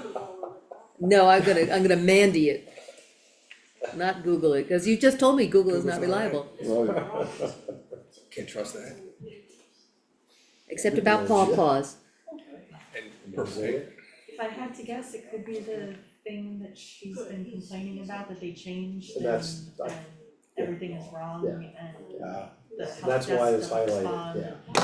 yeah. That could be. Yeah, Yeah, Certainly they've makes changed sense. a bunch of forms and formats Oh, Yeah. jeez. and, Yeah, gotcha. and their website is all messed up and it like automatically inputs data that's wrong and she Yeah. has to fix it on their own. Jeez, great, that's helpful. Yeah. So what if you're not as careful as Mandy about checking things? You just, Hope for the best. geez, The human factor. This is why we're grateful for Mandy. yes, Exactly. and you all. Right. Ken, on this last document, Sanders searches, are we Yes. authorizing you to, that is for Sam. yep, when he researches, deeds and properties, he uses Sanders. Yep. They're an independent research and, So we're just We- signing yes. below 1, 2, 3 maybe? Yes, Okay, yes. and And BOS, we've been using them for several years. okay.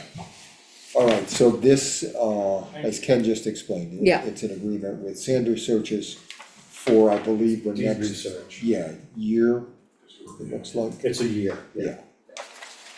Alright.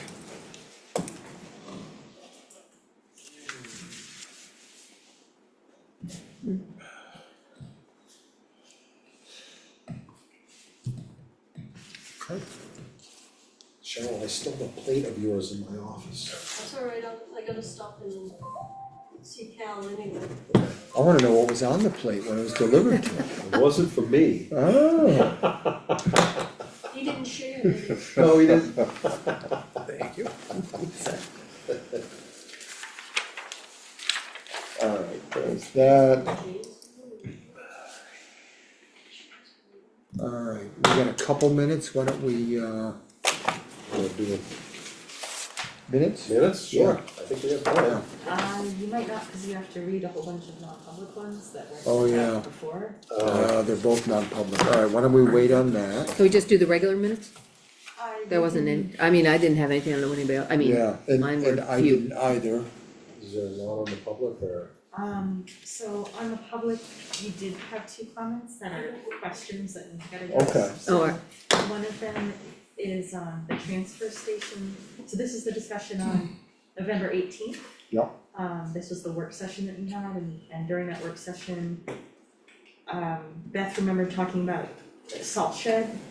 we talked about the salt, I thought we talked about the salt shed and then the constructing, whether it's good, bad, indifferent to construct a shed over the Sanders for ease of lifting and safety and blah, blah, blah. But Right. none of that, and I remembered it, doing it then, but none of it was in, and I couldn't remember if it was that meeting or the During meeting Aries, before. when we talked about the Aries stuff? I wasn't Yeah, here for and that was the one you Oh, weren't alright. there. I was not there That until. was when we talked about the Aries, Report. and I was taking the minutes. Oh, okay, so that was it, that, so it should be in those, that set of minutes, Correct.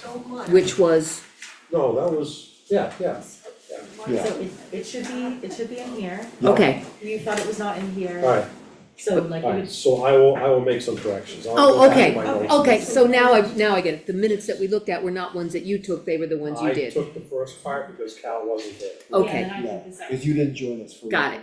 first Got hour. it, yeah, I Right. think that whole, the whole, it just seemed important, So cause it I'll was go some, back to my notes and make sure. Yeah, there you go. And then please, the other question you had was the CCPC budget has been reduced to $1. You said, do we need to say why? But you didn't talk about why Oh, during the okay. meeting, so I'm just Then gonna fine. say no. But yeah, we can come back to this in Yeah, a minute later. Okay, that sounds good. Oh, no, wait, Bob, wait, I wanted to give it out to everybody at the same time. Oh, no, I got the room already has it. Do you want these back? Did you, Ah, I didn't do it, it was handed to me. you already were doing this? ah! Well, I wasn't looking? It wasn't on the email. Okay, never mind, it's done. There's something secret in there? No, I was trying to Drama, make sure I had the right number Dramatic and that effect. everybody got the right thing. You messed up the system. So, yeah, just take it, it's fine. you guys wanna stay where you are, or come up to the table, or whatever your pleasure is, yeah, if you guys are good there? I don't know, actually, is Jan here, or didn't they go? Jan was gonna zoom in. Okay, okay, And there's okay. Bob. There's Bob, hey Bob. Scarponi has, and Jan was gonna zoom in. She's on, but she needs to turn her video on so that she'll show up here. Okay, Jan, you need to turn your video on. We don't get video in Canada. I'm gonna sit with you. Yeah, About the computer. she texted me and she was at the whole thing, so she was gonna zoom in. okay. Right, now I wanna make sure, we should take all these pages and number these. Then that was for weeks, so. I mean, I'm assuming that you know. Certainly makes sense. Minutes.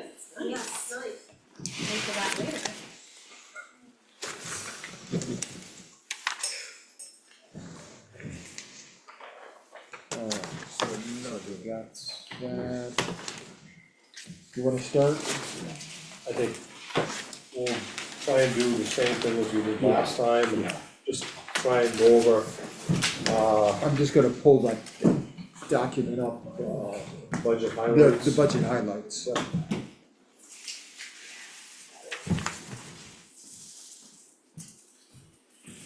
We got a copy of that, yes?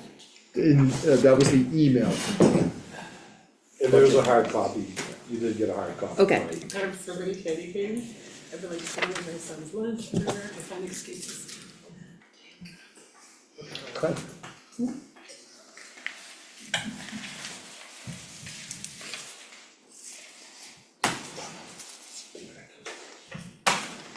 What's that? All set. Alright, so I guess we'll go over the proposed budget highlights quickly and then, move on to, and if you wanna talk about anything particular, just interrupt me. Thanks, Kelly. Hey, Kelly.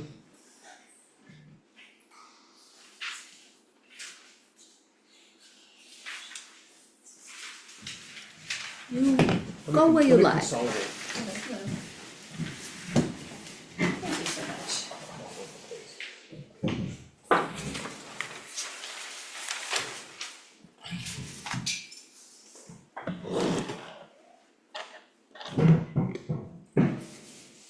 Is this the moment of silence before Yeah. the axe falls or something? No, we were just going over the budget highlights, we're waiting for you to settle. Please, go on, I will catch up. So preliminary, operating budget, as you can see, it's, 8.5%. That includes a 4% wage increase and a proposed library budget. With a 3% wage increase, some other reductions, we could get it down to a 6.1% increase. The consumer price index, went up a little under 3%. I have received several emails from multiple towns, probably upwards of over a dozen, and most are gonna give 3%. There was only one that was Belmont that was gonna give 4%. Most were doing 3% or less. Zero, who was zero? Oh, there's somebody Gil- there. Guilford, Guilford was zero. Guilford's email was nada, zilch, zero, so on and so forth. So, I'm not sure what's happening in Guilford, but, that's what they were doing.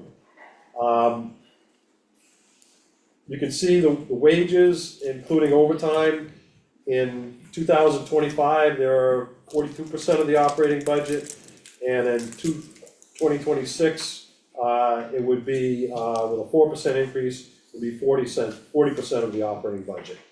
That does not include the volunteer reimbursement or weekend coverage of $41,000.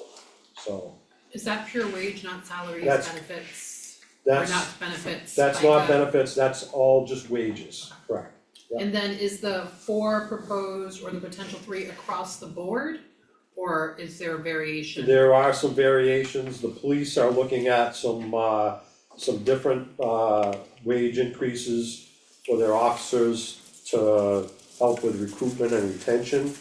And the libraries is 9.6, for the town side, and Did the other towns have similar to that, or were they across the board? there was an email that went out, part of the municipal manager's listserv, and there was an email that somebody put out, said, what's everybody giving for COLAs this year? And that was, all the replies came back at that. Thank you for clarifying. So again, the difference was the police department had some changes, above the 4% for a couple individual officers. The library was 9% in the town portion of their wage line, 9.6%. If you go to the budget spreadsheet, you can see that they're, in their trust fund portion, they're funding almost 24,000, which is an increase of almost $15,000 of the wage line. So they're giving fairly substantial wage increases. And then just to clarify, cause I know it's been a few weeks since we met. Yep. So the town would be on the hook for the gross amount and then the library trust would reimburse us, but that's not guaranteed Correct. every year. correct, that's basically the way we do it is, the town does all the accounts payable and payroll, and we run it through the town's books, or the town accounting clerk does it. And when we get to a point where at the end of the year, we go to the library and say, you owe us this for all the accounts that are on that trust portion of the library budget. And I'm assuming like taxes and stuff is factored into that? Pardon me? I'm assuming like taxes and things are factored into You that? mean payroll taxes? Mhm. No. No, that is not So factored we in. pay that portion of the grossed up amount. So it's a gross figure, so that's how we do it. Again, we pay all the bills throughout the year, and then at the end of the year, we send them a invoice that says, you owe us this, or vice versa, we owe you this, so. So just to make sure, sorry, I have a lot of questions. Yep, We as a town cover the cost of that increase then? So like well, the we increase will in until the payroll end of the taxes. year, Oh, and then at really? the end of the year, we get reimbursed for all of that money. Okay, so including the, We Payroll would taxes. bill them for everything that we expend. okay, Yeah, I mean, the way to look at it is the budget is essentially the bottom line of the Right. library budget that the town is fully responsible for. And then what you see broken out for library trust fund is essentially a reimbursement, an offset, a revenue offset.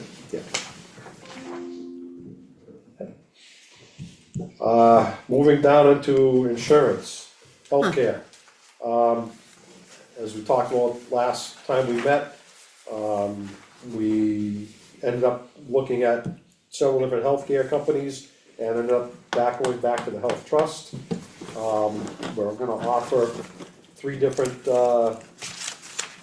scenarios for the employees, and still offer the $6,500 payout to anybody that does not participate. You can see the cost increase of around 2.9%. We haven't had anybody sign up yet, they're gonna be signing up later this week, so we don't have exact figures on what the cost is gonna be. But the overall cost of all the plans went up from last year, so.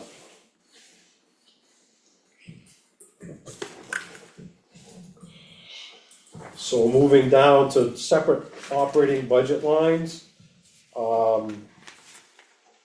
I just hit some of the highlights, some of the ones that you may have had questions, why did this go up? And I tried to answer those. Elections, there's 3 elections this year. Our audit, we have an outside auditor that comes in every year, and they increased their contract with us by $4,500. Postage is up $1,000, and that is because the cost of postage is up. Legal, we increased to $15,000. We are we've overspent that line by a little bit so far, we still have another month. And we will probably be using our legal counsel here in the next couple of weeks. Personnel administration, Medicare and Social Security are up. We're also using a payroll company now, and if you are going line by line on this, you'll see, we had a problem with, our new QuickBooks and the retirement system. So we ended up going with a payroll company, and it solved the problem and makes it a lot easier on the staff and being able to handle that, so. How much was that more? $6,700, I believe. That is correct. Planning board and buildings both decreased. Cemeteries, $2,800 increase. Insurance, workers' comp went up and you can see liability went up $15,000. And that was because Primex had an assistance program that, they, helped smaller municipalities, out of their funds. And that program was discontinued. Their board of directors decided that they started looking at their budget and they said they can't afford to do it anymore, so we got hit with a $15,000 bill, or an increase of $15,000.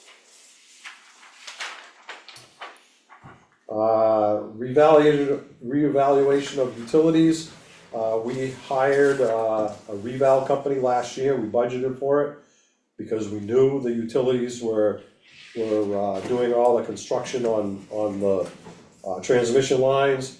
We felt that the best way that we could get those, the tax dollars out of those was to hire a utility evaluator, and we did. And I think the last meeting, we gave you the letter from our assessor that said we will make up way more than what that cost us. We're just gonna keep that line open for $1 in case something comes up in the next few years or whatever. Again, police department, the wages increased for retention and recruitment. Dispatch went up $5,000, and that's based on call volume. How many hours did we add then for the $5,207? I don't know, it's based on call volume, so I don't know what the total call volume for the police department is, and I can get that if you want it, but that's why it went up. They base their cost on how much we use them. I see. Fire department wages and vehicle maintenance increased a little bit. Same thing with highway administration. Highways and streets, salt, he increased it by $1,000. We haven't used the whole budget this year, but there's been an increase in the cost of salt that he gets from the provider, so he figured he better bump it up. Solid waste collection, recycling services, we increased by $10,000. You can see that the C&D cost went from $105 to $132 a ton. And we're currently paying to recycle plastic. So we had, I guess the C&D costs, we pass on to the consumer because we charge for it. But we don't have a scale, so it's based on volume and the experience of our staff up there to look at how much there is and say, okay, we figure you owe us this. I don't know, my guess is we're undercharging, but again, without a scale, that would be tough to figure out. And the price of the scale was substantial. Yes, yeah, putting a scale in is quite substantial.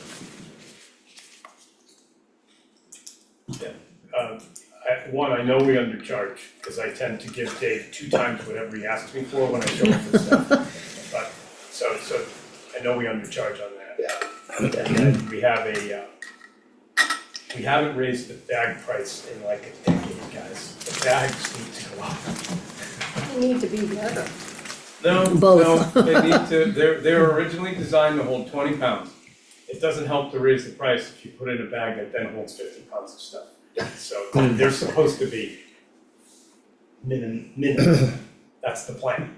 So, I would suggest The that. big ones are only supposed to hold 20 pounds, not the, really? Really? Yeah, they were 20 or I put a lot more than 25. 20 pounds in Yeah, there. I mean, we'd have to go back to when we set up the program, but yeah, there have never been, there are no pay-as-you-throw bags that are the equivalent of a hefty steel sack, you know, because this Well, I just meant program doesn't work. there's two sizes, I mean, the or small you and could the get a big. or you could get a much more robust bag and charge $5 for it. Right.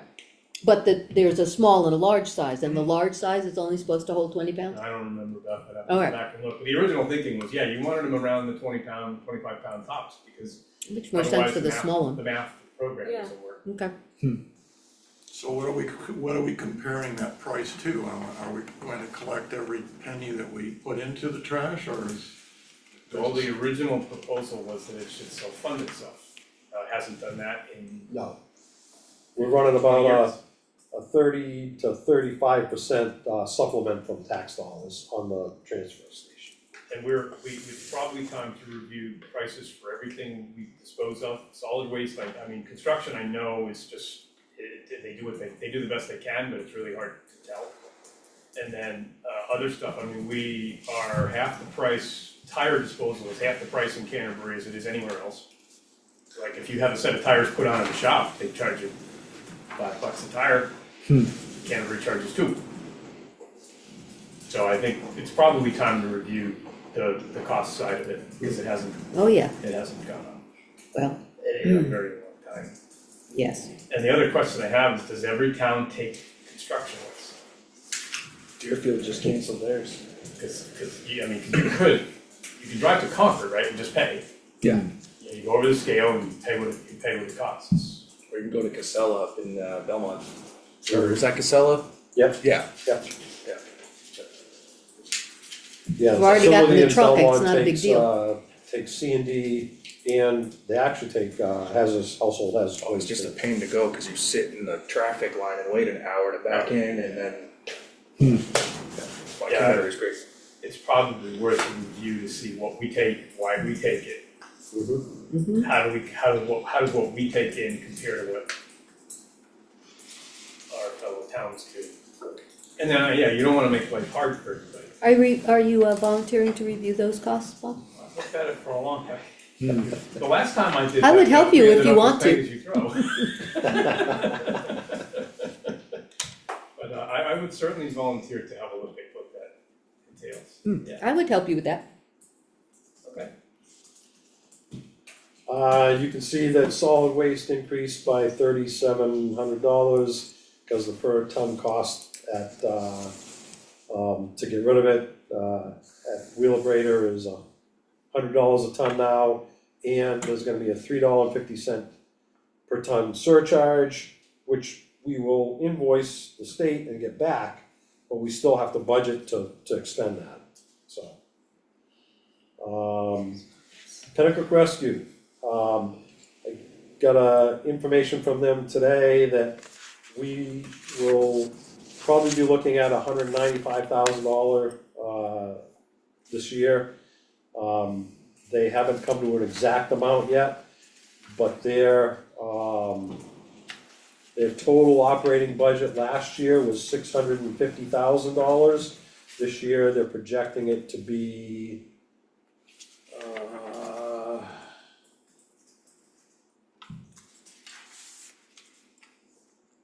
let's see.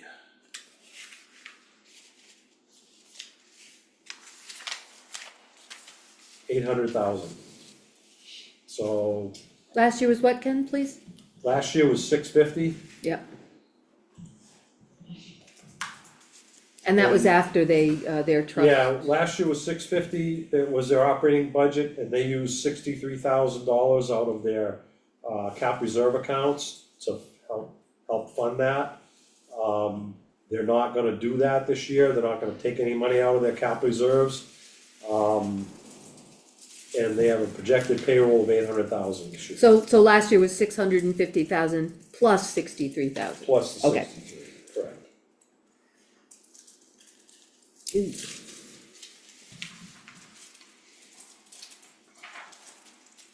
They should have something by the end of this week for us, a solid number.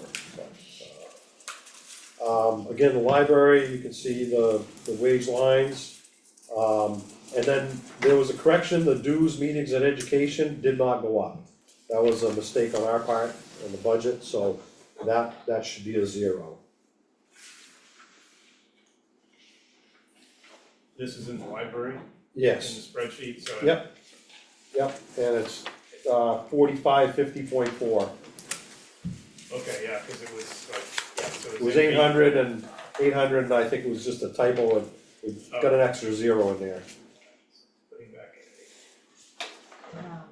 I forgot to change this. Oh, okay. So, Yeah, we'll talk about the end. Just so, do you want them to be able to know, you said the, Yeah, we'll tell you the total here Alright. when I get down through this. Alright. Patriotic purposes, July 4th, up $2,000. And, after our last conversation at our last meeting, the company called and said, they had given us an original cost of $25,000 to have it on the 4th of July. And then they watched the video of our meeting, and there were some heartstrings that got pulled, because there was a mention of wide-eyed children on the 4th of July. And so. What did they say, but due to our shrewd negotiating? They came back and said, you know what, we'll give it to you for $10,000 on the 4th. So thank you, Calvin Todd. Selectman Todd. Yep, well done. No, the children of Selectmen Dodd. Children of I can't believe they watched them. Why did they watch, is the Apparently one question. of their employees happened to watch it and sent Oh it my to the God. boss, and the boss looked at it, Isn't the that boss right? and the owner looked at it and said, you know what, we're gonna do it. Well, you Thank you know, if you're watching. Yeah, exactly. Yes, Right, if you're watching tonight, yes, thank you. Exactly. wait a minute, next time we talk about a fire truck, let's Yeah. just talk about the wide eyes of the children when they see a brand new fire truck. Or when they see Right. Santa come down the hill in Right. the new truck. Get it for That's 100 right. grand. Conservation, land management went up $1,600, long-term debt, the principal's up 39,000 and the interest is down to 4990. We're taking that bond for $490,000 for the new fire engine. So the new number on the operating, Kennebec Rescue and the library change. yeah. So with the Kennebec Rescue and library change, we are at a 7.3% increase. And that's $3,739,340. One more time, please, 3,000,000. $3,739,340. The grand total, Yes. alright. When would you like questions? Can you hold 1 second, and the percentage was, 7.3. okay, thank you.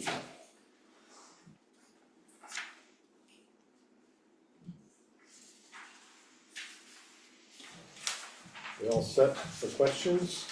Not 17.8, correct, oh, alright. Alright, A quick one which probably has an answer in it, it's a quote, but there's a big jump in liability insurance. We changed risk pools. let's see. That was what we said. That was, yeah, I talked about that. They had a program, Okay. it was Primex, and they had an assistance program for small towns. And their board of directors said they couldn't afford to do that anymore, so that's why the liability went up $15,000. We haven't had any claims. We have had a few claims, but, so that, the claims compared, also with that program going away caused us to have that increase. Overall, I would say a good job trying to bear it in a tough environment, especially for wages. I think the library trustees are out of step with what the rest of the town is trying to do with that type. And if I look at the overall library budget, it's very generous. And the concern I would raise with regard to the library is, the trustees agree on how much money they're gonna reimburse the town for, each year, but one, it's not guaranteed, two, the town has no visibility to the library trust. You can't compel that reimbursement, so I worry about elevating the wage and the basic expense for it beyond what the rest of the town departments do. And I don't know, how do we compare to other town libraries? So I think in your package, there is a comparison sheet for libraries.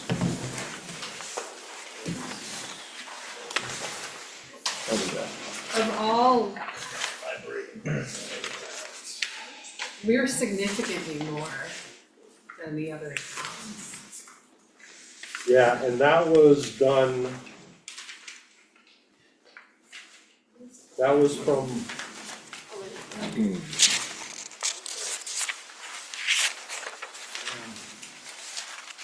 Everybody's shuffling. There's 4 pages related to the library in the packet. Can we color code them next time? I was just gonna say, we need 6 different colors paper. I'm just kidding. You're lucky I got all this printed out.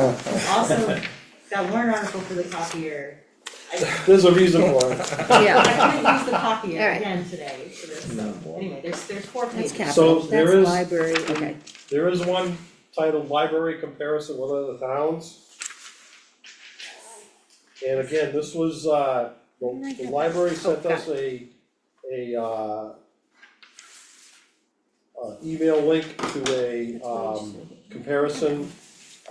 It lists all the towns, all the libraries in the state, and gives a whole bunch of information.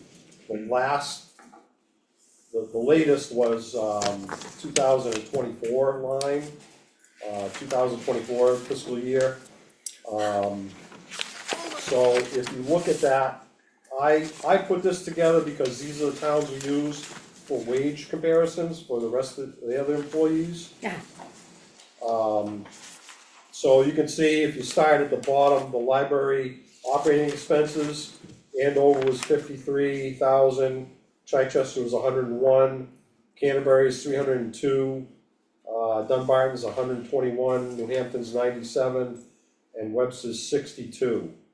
And then the director, how many hours they worked, and whether they get benefits. So you can see the director in Canterbury in '24 was making $28 an hour, they worked full-time and they got full benefits.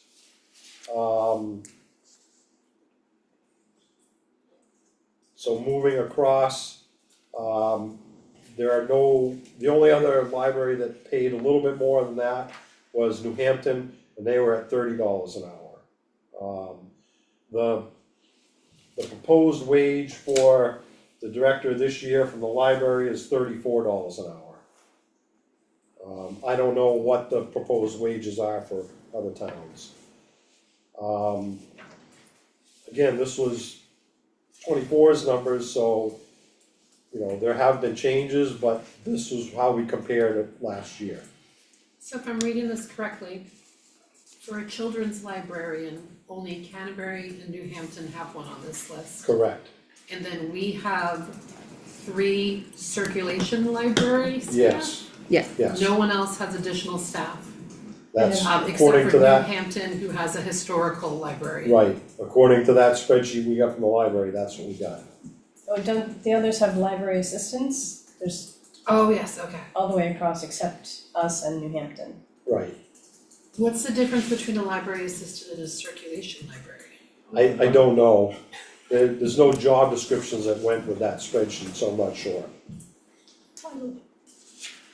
I would bet circulation is more of just checking books in and out, putting books back on the shelf. And the library assistant director would be more of or I assume it's an assistant director, having more responsibility for program planning and running the library. I'm just guessing. Yeah, it doesn't say assistant director, so I don't know, Yeah. it's just that, obviously they're operating on it'd be helpful to have the library here or now. they're operating with volunteer staff, we used to have volunteer staff. Yeah. Years back. Yeah, it's a well-used facility and it certainly has great programming, but I still think I think you're overspending it. I mean, 2 full-time staff plus 5 staff. Well, I think if I did the math right, if you give everybody the 4%, you'd save about $15,000 as opposed to what they're looking for the wage increase. At least, in years past, I know the select board and the committee have asked the library trustees to try to please be in line with rate increases for the rest of the town. It's up to them, how they wanna spend their money. And we haven't yet, and normally they're come back, they have in the past come back and modified what they expect to do or not do. I think maybe it's time for overall scrutiny at a, $300,000+ overall budget to take a look at that program. It also looks like, if I keep flipping pages, that we're paying our librarians more than we're paying our police officers. Is there an opportunity for the trustees to do a stipend instead of, I don't know. That they were trying to secure personnel who, they valued, so they brought some of those personnel on board with benefits to secure them. It's a management decision, I get it, but it's expensive. But you're talking about just reducing this year's increase, so it's not built into ongoing budgets. to be more in line with what the rest of the town is doing, with the exception of police The officers? trustees were here earlier tonight, and the question was asked, how long they would fund that level of, or provide that level of funding for wages, and they said maybe 5 years. Is this the first year they've done this? No, they did $9,000 last year, What are they proposing, they're gonna boost it? almost 24,000 this year. In addition to the 9? No, the 9 is what the library kicked in from the trust last year towards wages, correct? This year they're planning to kick in 24. Yeah, But the tax line also went up another 9.6% too. The wages last year for the library were 155,356. And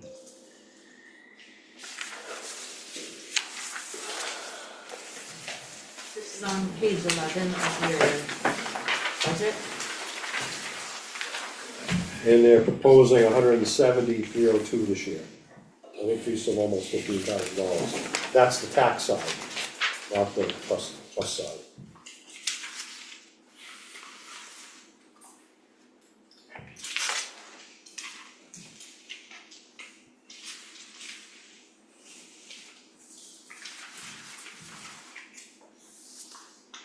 So the bottom line budget, if you correct for the dues, if you correct the dues line, right, was that, 6.9% increase.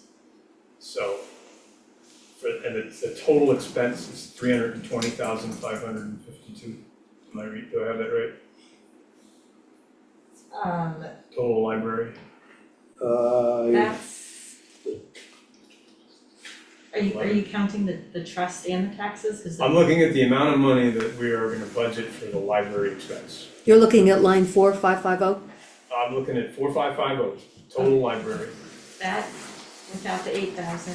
320. Oh yeah, that should be $8,000 less, right? 320,552. 32552, so 11.4% off. Yep. So the question, I think, for budget committee and select board is 320,000, is that something to spend $320,000 on in total, or, do we try to hold that library budget flatter?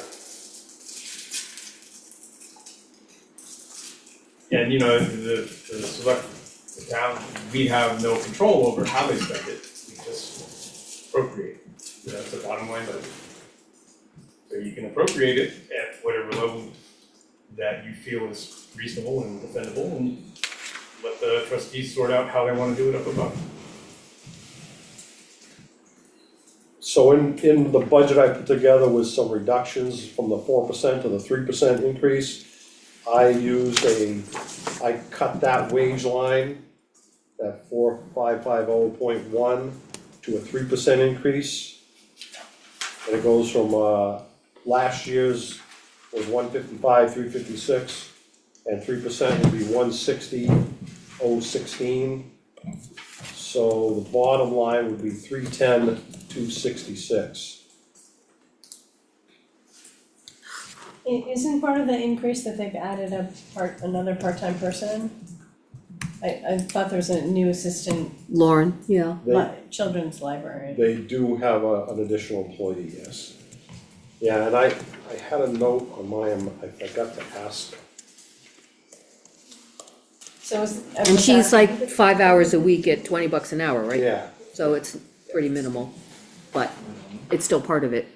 Right, I was just questioning if a new person wasn't part of the base in 2025, then if you apply the 3% to last year's base, then you also need to add the new position if it's gonna You be would, there. yeah.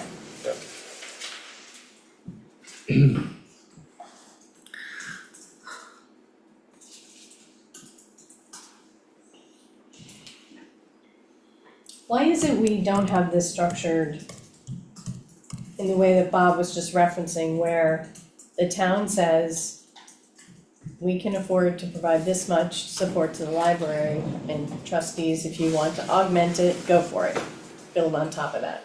Why do we do it the other way around, where we build the entire budget based on the library's request, the town is on the hook for it, and then we wait to be reimbursed? Is there a legal reason or a? Unfortunately, Kelly, we've always done it that's one of those, we've always done it that way. I don't know the reasoning. Maybe It this was is, originally done for transparency, so that people could see what the money was, cause, I mean, yes, the library trust is controlled by the library trustees, but you could argue that it was a gift to the town, so we did it in transparency. I know there's been suggestions over the years that the town should say, have fun library, we're done, we do nothing for you, we do it all. Make your own, do your own thing, pay your own bills, pay your own payroll. That never seemed like an efficient way to do it, because it could add, town's bookkeeping is more efficient than having a separate and parallel bookkeeping system, and you'd rather spend that money on programming, so that's kind of how we ended up. That's how it ended up, so I'm not saying that's why it should stay that way. but, so with this year's increase being significant, very significant, maybe it's an opportunity to say, let's change the system. And the town will say, last year's budget plus a certain percentage increase, that's your base, and this is how we're providing it. And if the library trustees feel something beyond that is necessary, then they appropriate to pay that. And again, you can do that, and I think, that may be a reasonable solution. Cause it's the bottom line only that the town has any ability to change, at least to bring to the forward to the town at town meeting. And how would that change happen? That would be something that would have to be voted on at town meeting? No. If we did that? No. And could that go into effect this budget cycle, or would it have to go? Sure, you could, the trustees came in tonight and you guys talked about the budget and you could say, well, we want you to come back in and we're willing to fund this much as a bottom line. And if you want that bottom line to grow bigger, you can either fund it with your trust fund or you can go to town meeting and request more. Which has happened in the past. Yeah. I mean, it almost feels like that's what we're doing anyway, but, as you say, slightly backwards. Although. Well, when we get the budgets, we solicit budgets from all the departments and we ask them to give us a budget and we look at it. And I meet with the budget managers and say, geez, this went up quite a bit, why?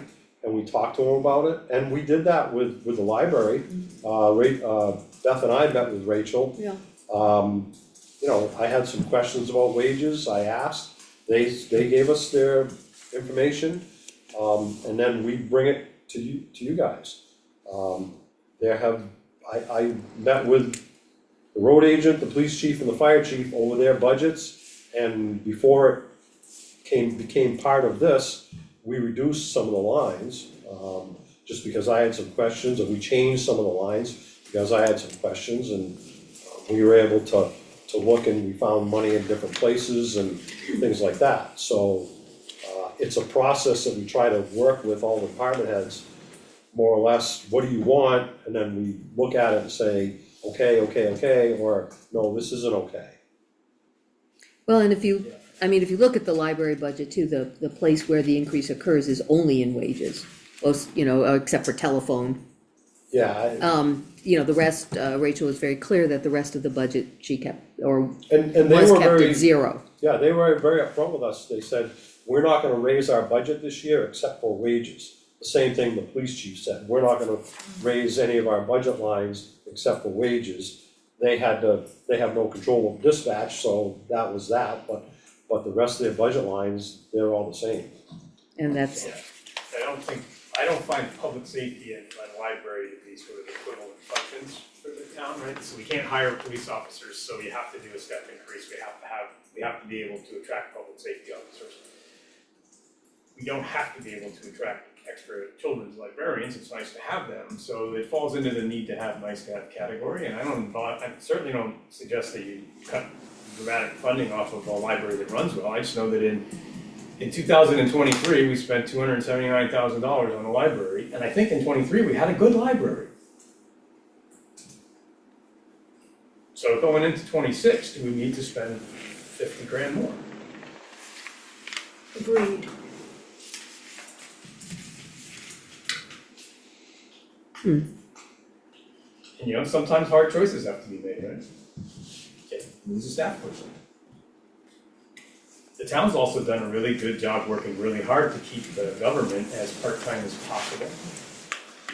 Utilizing part-time retirees and other folks in the fire department and wherever we can. And I don't think it's unreasonable to ask the library to have a go with that too. Or at least be consistent with the rest of us. Yeah, the fire department actually converted a full-time position with benefits to part-time, as you said, with a retiree. Yeah, I think, the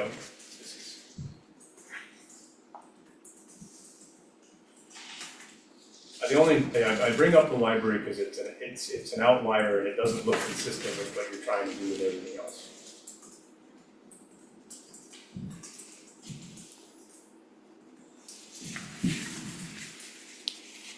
Any other questions on that portion of the operating budget?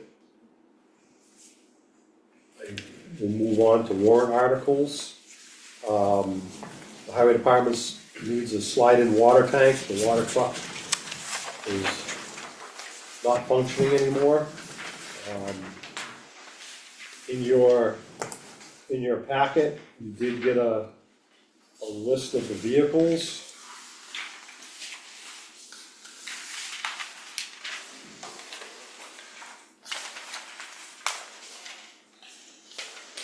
Two-page, Looks like this. this one.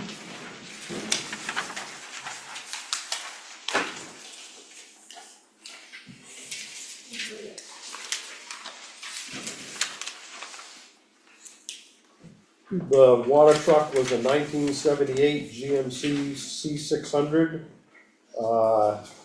It is, all the fittings, all the pipes, the frame is all beyond repair at this point. They've repaired and repaired and repaired. Again, it's a 1978, and I think we've certainly got our money's worth out of it. I'm sorry, not beyond compare, but beyond repair. Yes. So they're looking at a slide-in water tank, so they don't have to buy another vehicle. And, that's $18,000. There would be no tax impact because they have that in the highway equipment, cap reserve account. You do have another sheet in your packet that lists the cap reserve accounts. And they are up to date as of today. So in that highway equipment line, we have $116,000.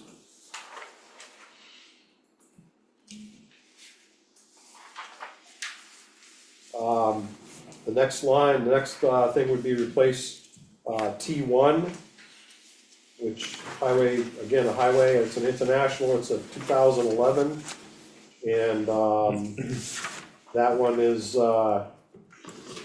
it says it's in good shape, but I talked to John and he said, well, not really. The body is rusted through in some places and they've had a lot of mechanical problems with it.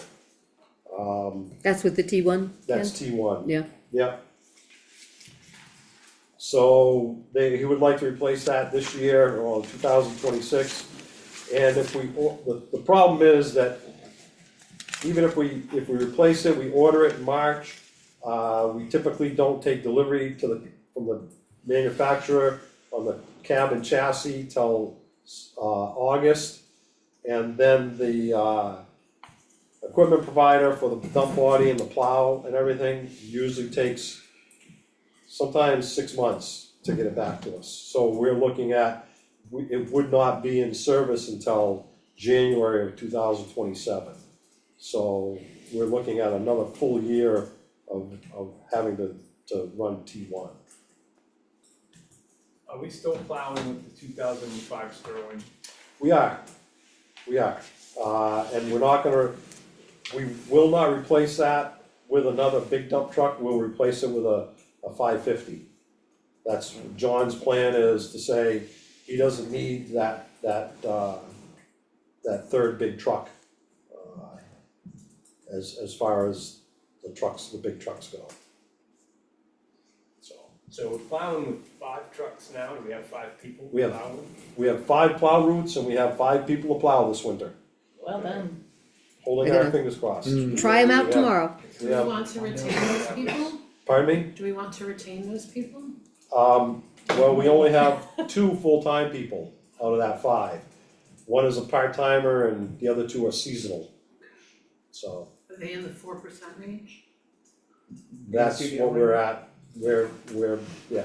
Alright, I'm looking at the other wages with police of people we wanna retain, and I know that there's been problems with highway crew and Yeah. we're here crossing our fingers that they stay, but they're on the lowest end of the range. Yeah, yep. The fire department wants to replace Rescue 1. It's got some rust issues. They've done quite a bit of work to it in the past few years. But the fire chief would like to replace it with a F-250. So it's a smaller truck. And basically what he's saying is he downgrade the command vehicle, which is an F-250, to the rescue truck. The new fire engine is gonna have all of the heavy rescue equipment on it, so they won't need to run that to car accidents and things like that, the rescue truck. The rescue truck would just respond to medical emergencies.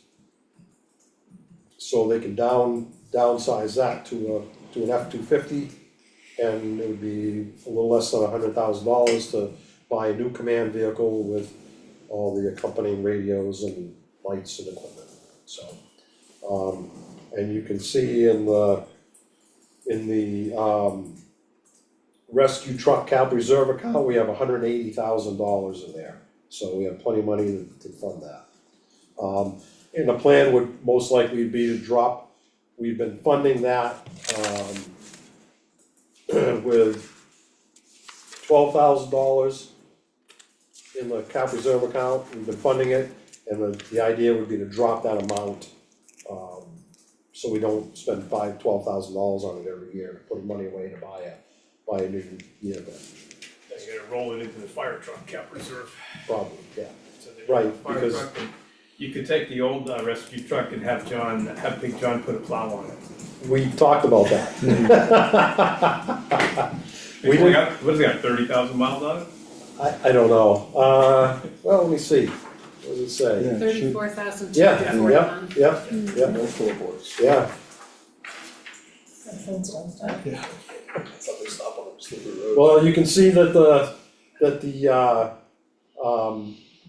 Ford F-150 that they got from the police department, it was a hand-me-down from the police department, and that's out of service because it is rusted through in various places and would not pass inspection, so, without quite a bit of work. And you can see it's got 130,000 miles on it.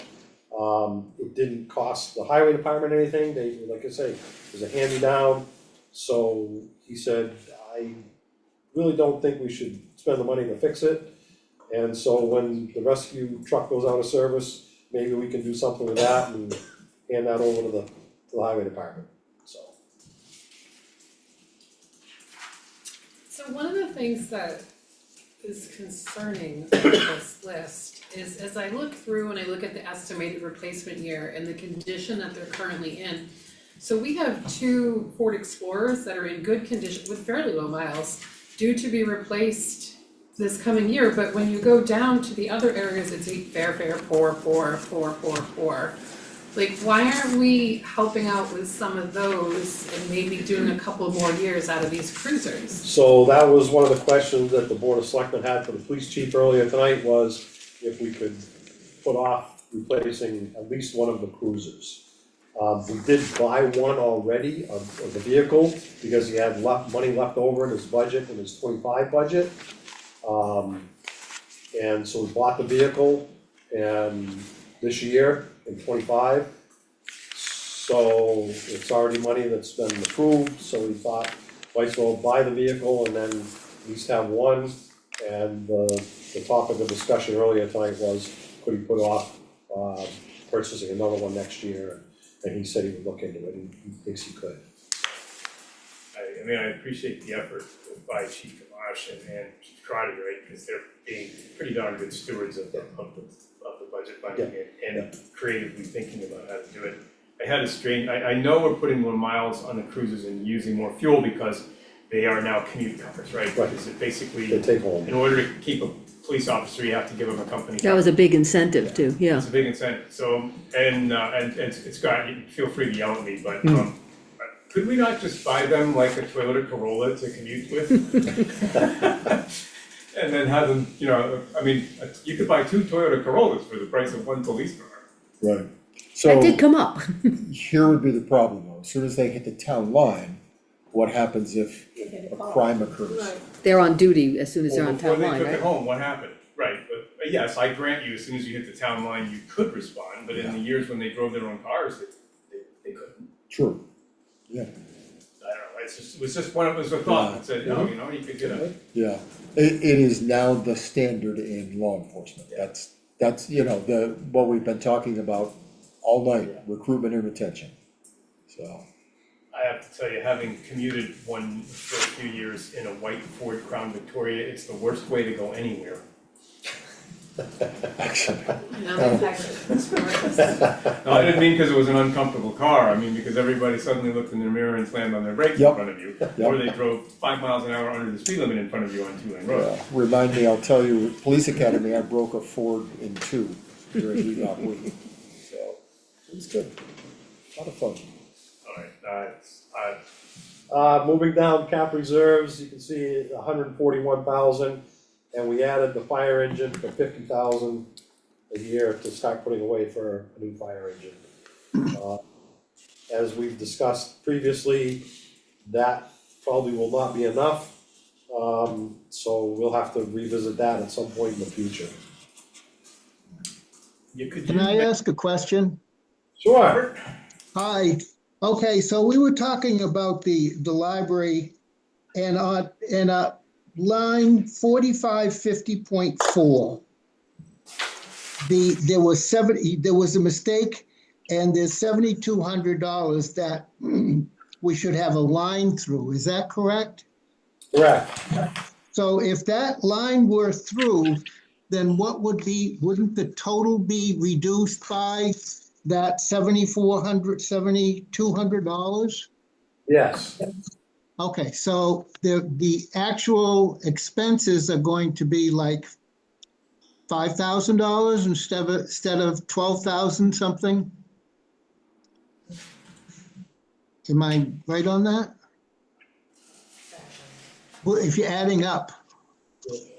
So the new totals, the subtotal for library expenses with that correction Yes.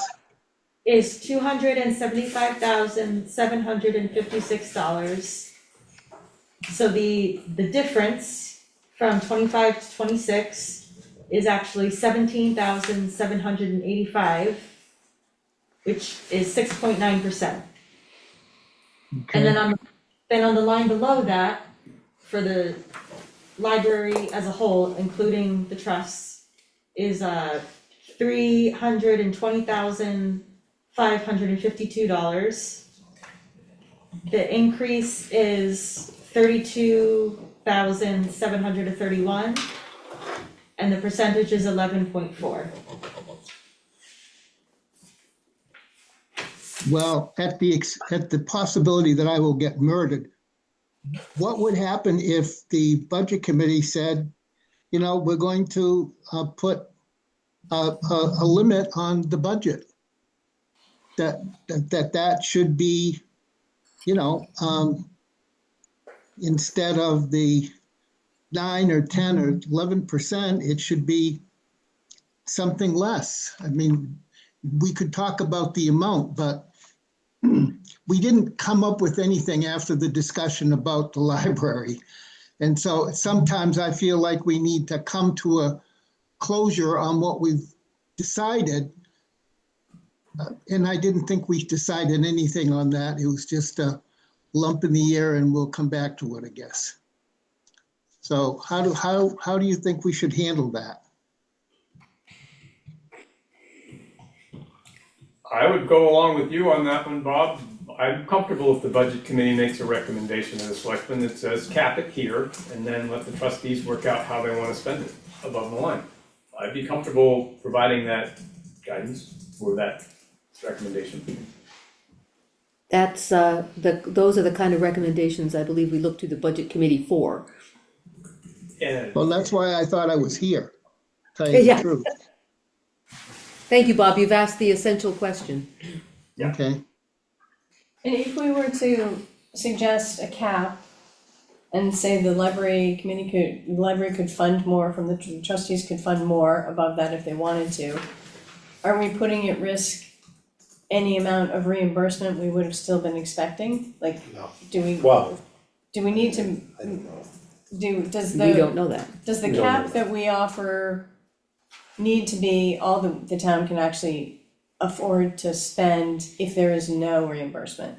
So that then they're doing everything above that, and we don't end up in a quibble at the end of the year was like, oh yeah, but we still wanted 10, 20, 30,000, whatever it is, back. You should do, if you're gonna do a cap, do it for the library expenses subtotal line, Right. not the bottom one. Not the bottom Because line, the it should be the bottom one subtotal line. includes the trust fund, so, I see. yeah. so the trust fund expenses are now set up at $44,000, right? 44,796, am I reading that right? Right. Yeah. And those are identified as including $23,946 of wages. Correct. But the whole voted appropriation is the $320,552. If you vote that appropriation, regardless of the offset or how you decide to break it down. So I don't necessarily agree that you set a cap based on the library expenses line, because the voted appropriation is the total. And the town and the taxpayers are on the hook for the total, regardless of reimbursement. It's true. The only reason it's broken out is so that you can show it as what the library intends to do as a revenue offset from their privately held funds.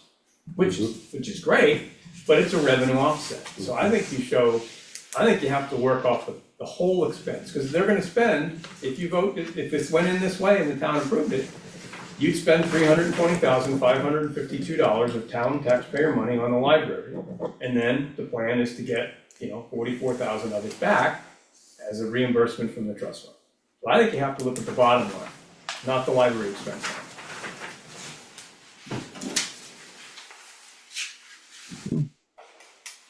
And if you set the total at a level, then the trustees can say, well, we'll put in 50,000 or we'll put in 30,000, whatever they feel that they can use as a revenue offset.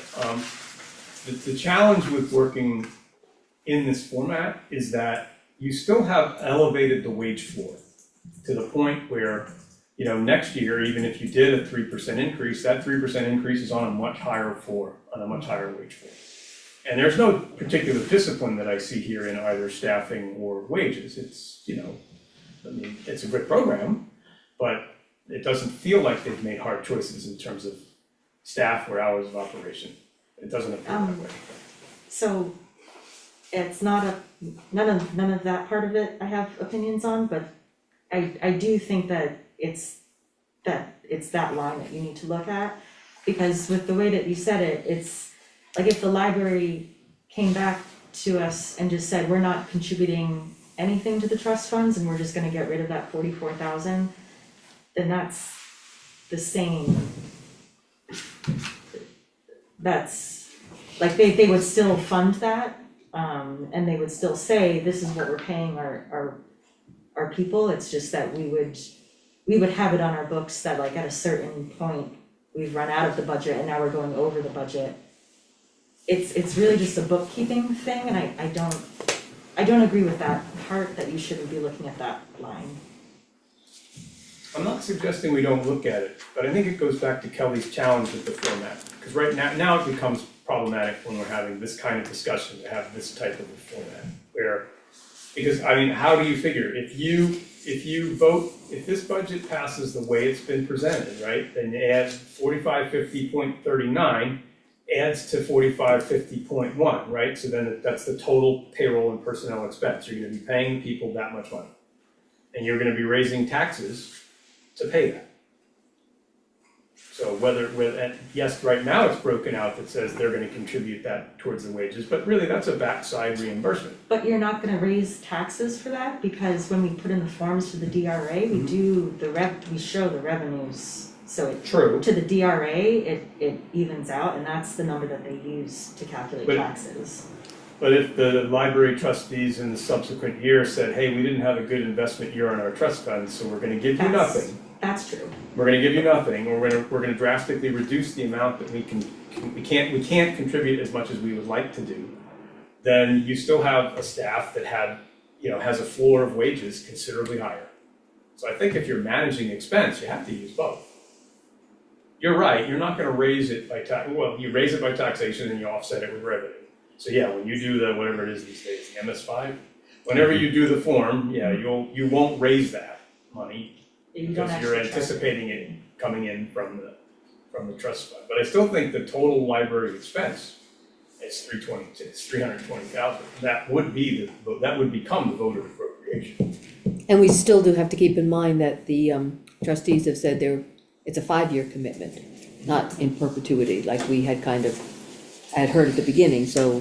Right, but I'm also not even sure we got a 5-year. The way I heard it was, we'll try. Well, yeah, okay, so it's some amount of years. And so I guess the other thing you can look at too is that comparison sheet where the operating expenses for the library in 2024 was $302,000. The next closest in what I would consider our universe, the towns that we compare ourselves to, is New Hampton, Dunbarton, and that's at $121,000. So the operating expenses are almost $200,000 more than the nearest town that's similar to us. That's kind of where I look at it and say, well, if we're trying to compare apples to apples, let's look at the operating expenses. And that's how we do it, that's how we compare ourselves with wages for all the other departments. My hope would be that the library would look at that also and say, well, in the comparable towns, this is what their operating expenses are and this is what their wages are. And it doesn't seem like they're doing that. And it certainly might be that some of these towns have terrible programs, right? That they don't do nearly as good. I mean, our library does a really nice job, no question about it. But do they need to do it 3 times does it need to be 3 times as expensive? Or is it, and if the budget committee recommended and the select board imposed sort of a cap on the appropriation now, does that then help the trustees extend their funding, right? Is now their revenue offset funding or their opportunity to do things with their trust fund, did that just grow longer, right? If you capped it now, it would just get better 6 years from now. I don't know the answer to that, but.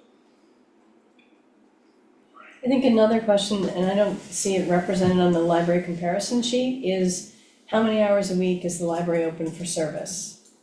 41, for us. Yeah. And I didn't get to, No, I mean, in terms of being able to compare the towns, cause Yeah, there are multiple factors, how many hours are they Yeah. open, how many people do they have, what are the people getting paid? right, And then what are they spending for out-of-pocket expenses above that? And what are the programs that they're doing also? Right, that's what I meant by the out-of-pocket, the extra things. Cause, I mean, one other possibility is looking at, sort of, I know that they count patronage, usage, how many people come in every day, but do they have any sense of the flow of that? Like, you know, it opens, I think it opens at 9 o'clock most mornings. What if it opened at 10? There's 5 hours a week, it's less, 5 times X, two or 3 or 4 people who might have been working during that time. So I don't feel like I have a full picture of, you know, a totally clear and full picture in the comparison across the libraries. And I agree, our library does a great job, and I just wonder, you know, if we can afford it. But I think that you just said the only question we should be considering, can we afford it? I think the way the library operates is up to the library's board of trustees and the director. Sure. I No, think- I wasn't suggesting that the Board of Selectmen would tell them how to operate, I was just saying in terms of trying to assess whether a budget request is reasonable. You know, if the budget committee and the Board of Selectmen want to say we need to constrain the finances a little better, it's good to know what you might be talking about giving up, you know, is it trimming a bit, or is it holding steady where we are, or is it gouging deep into this level of services that the people in the town have expected? It's just good to know what the ramifications of a change would be. Yeah, Again, you're right, though, that's their job to do, and I don't have enough information to know that. I know, but I do know that we have 3 staff, right, on benefits, right? Cause you got, between retirement and health insurance, you've got $70,000 of expense in the library, in the current library budget for that. So maybe there's a hard choice to be made and someone goes back to part-time.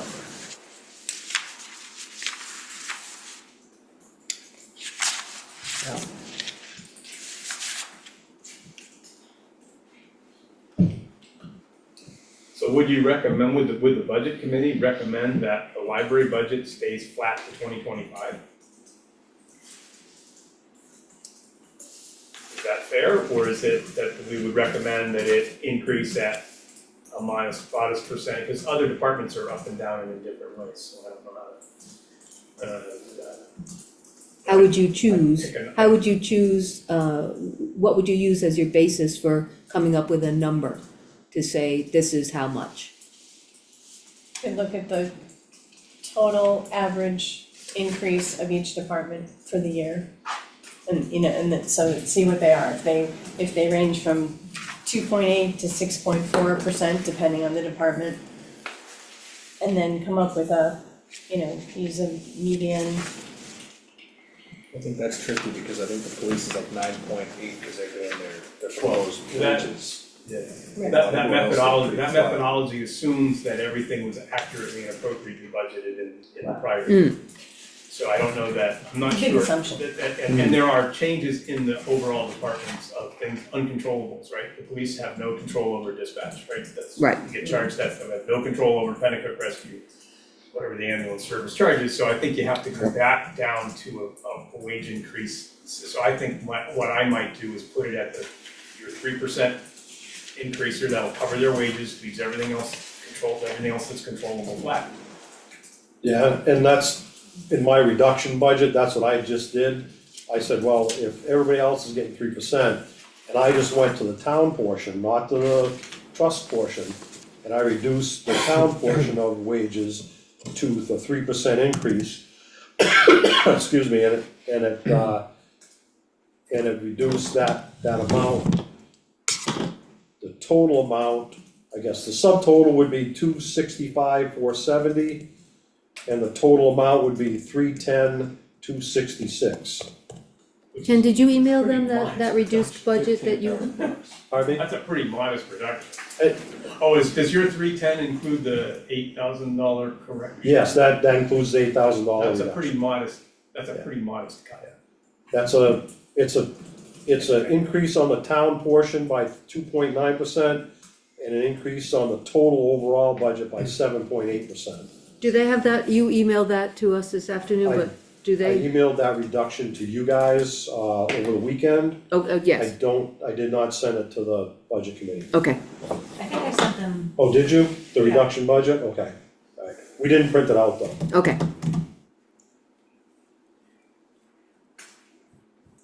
The reduction budget that you got by email did not have that $8,000, correction though. What line are we at, 4550? So then what did that do to the total overall budget?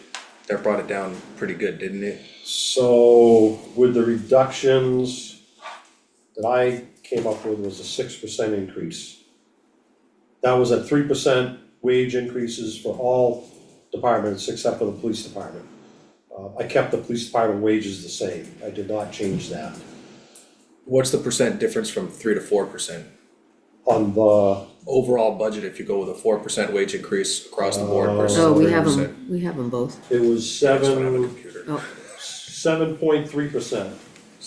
Without at 4%, 7.3 versus 6%. yeah, And that was leaving the police with their proposed That was step. leaving the police with their proposed Okay. increase, yeah. Which are pretty high. Yep, And this is standard to other towns. When I looked at the comparison, we seemed pretty in line with other towns of our size, so unless they go up real big, got ourselves a new library, so. A new library? the The difference. waging, Oh. discrepancy in the wages. Right? Yeah. Okay. Yeah, so no, you did reduce them. oh, I did reduce them, You okay, did reduce them. alright, sorry, I guess I did.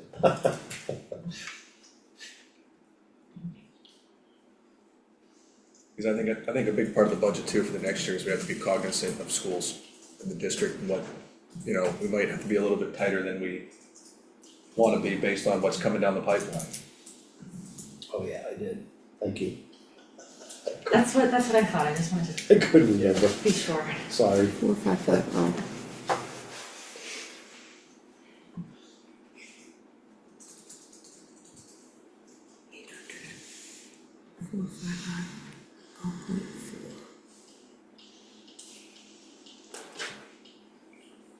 Are you talking about that 8,000 to 800?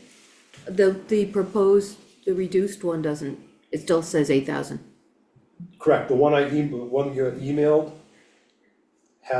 did not have the $8,000 correction in it. It is not corrected, yes, correct. Correct is not corrected.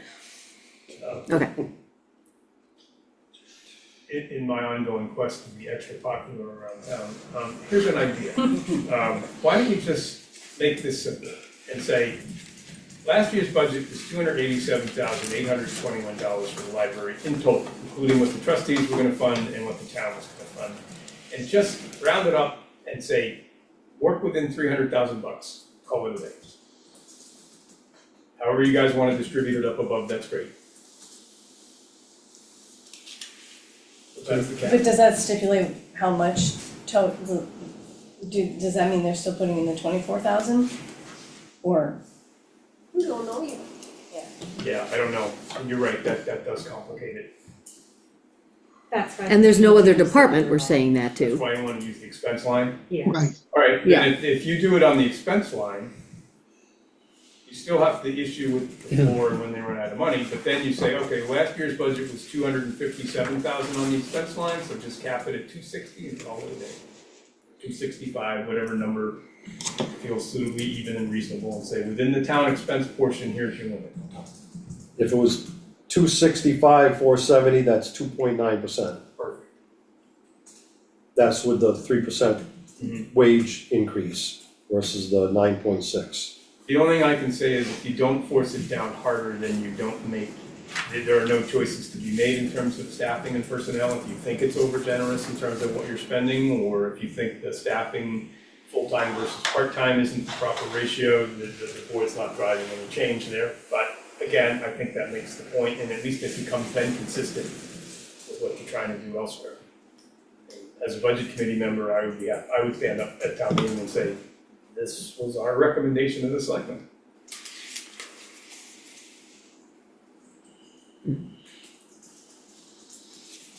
Would there be any purpose accomplished in trying to set another meeting with the trustees to talk about this issue? I say yes. Don't forget, I mean, the library is extremely valued. Everybody loves the library. And so we need to be careful that we don't go off the deep end in any way.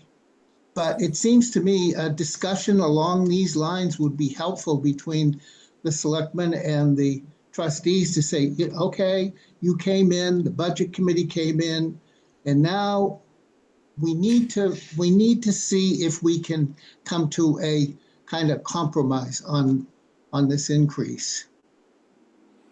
I think you're right. Do we have time? At least it gives a chance for people to discuss it without anybody jumping to a conclusion that is forced on anyone. That's my thought. I don't know. I think those are wise. Well, if we have a budget from the library and we have a recommendation from the budget committee and we can have them both on the table at the same time, that seems like everybody's got the context to make a good decision for everyone. Because you're right, the library is important and so is our bottom line. We have to make it work. Do you think we can try to find a number, either 3 or 4% for wages, so we can start playing with one, get a little bit more definite? Well, I mean, if the Like, I hate it was to do very but- interesting looking at the 3%, and if that's what most towns around us are doing, except for the few that are doing either 0 or less, if that's reasonable in our area, I'm not adverse to looking at it at 3% across the board. So I just think if we Where get it's not a like we're flat making starting number, we can. Yeah, we're not making a random decision saying, oh, we just wanna do 3%, I mean, if that many towns around us are. And it's consistent with how the budget is constructed anyway for Canterbury this year. It seems like 3% is the guideline, isn't it? Well, that's what the cost of living is, and we generally use that as a guideline. We have exceeded that in past years because we're having trouble hiring people, but Right. that was what we use as a guideline typically.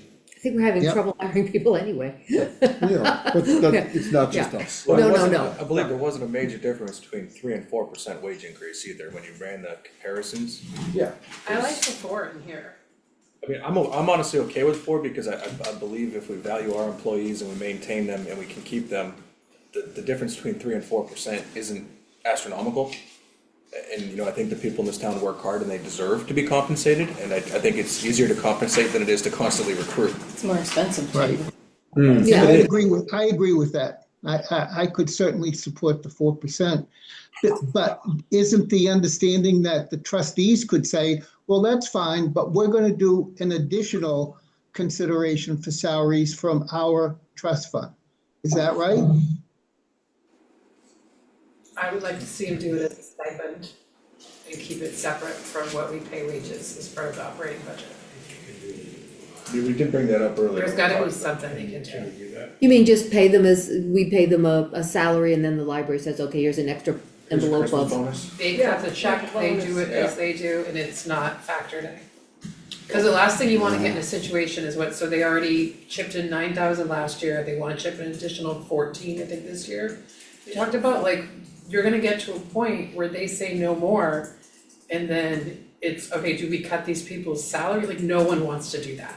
But they would be able to do that anyway, wouldn't they? Yeah, When they're I a don't lot think we linear, can have to control cut their positions. They salaries. can't control that, they can decide to pay the people more money, they can Right. decide to pay them whatever they wanna pay them, they just need to know that somewhere along the line, there's a limit to that. Yeah, And so that's where you set the bottom line budget. And yeah. I mean, we did ask that question tonight, I don't think we got a concrete answer as to what the ceiling is or what the minimum is. And that makes it tricky when you're trying to plan 5-10 years down the road, you have turnover in employees, higher starting salaries, COLA every year, it adds up and it becomes a bigger tax burden on the town. And Well, then when and I their think- money runs out, What happens when the money runs out in the trust fund, right? 'Cause then what happens to the town, and what do the voters do with that? Well, regardless if the money runs out, if they're not willing to expend it, and there's only been a commitment for maybe 5 years, so it doesn't matter. Yeah. But, I think Bob has a good point, that it's worth, if the budget committee wants to make a recommendation, and, if we need to look at perhaps Kelly's suggestion of how future budgeting might work, and compared to what the library has already presented with us, it seems like we've still got we've got some more to talk about before we decide. Yeah. But are we in agreement 4%? Oh, I don't know, if we need to agree that right now. Well, just for the baseline, moving on it, like, we're working off a 4% wage increase. Just for the sake of numbers, like, are we okay with that, or Well, are we we've still got gonna work at 3? we've got 2 budgets proposed to us, one with 4, and then looking at it at 3. It's kind of difficult to have two Yeah. that we're Right. calculating at the same time, so Yeah. if you agree on one number, that would be. That's what I'm trying to, 3.5, we meet in the middle, like, I just, that's their increase. We're talking, Is an average increase per person, or is there individuals in here that are sucking up more of it? I mean, sucking up, are they? Yeah.